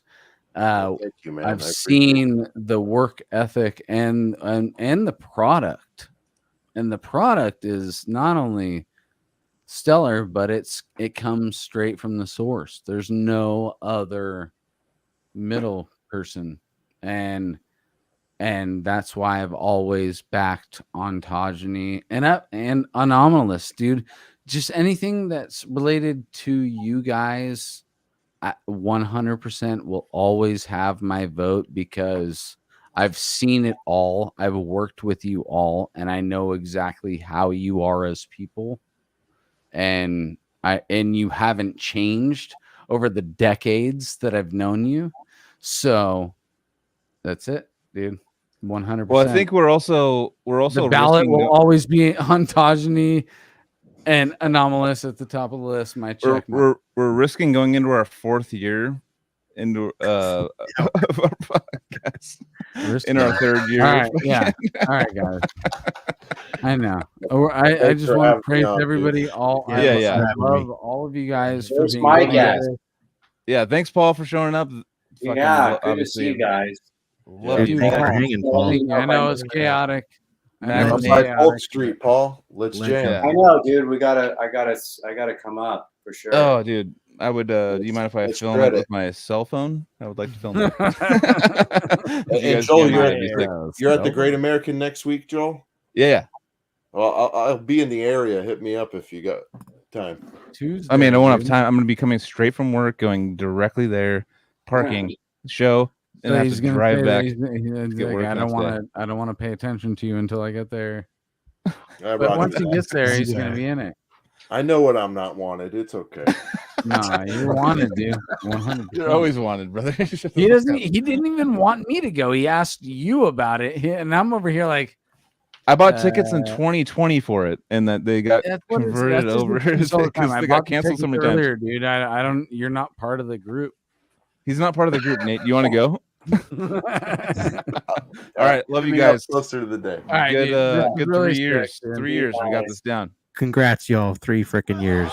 Fucking yeah. love you guys.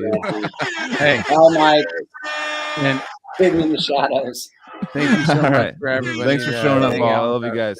Thanks to everybody in the chat. All that shit.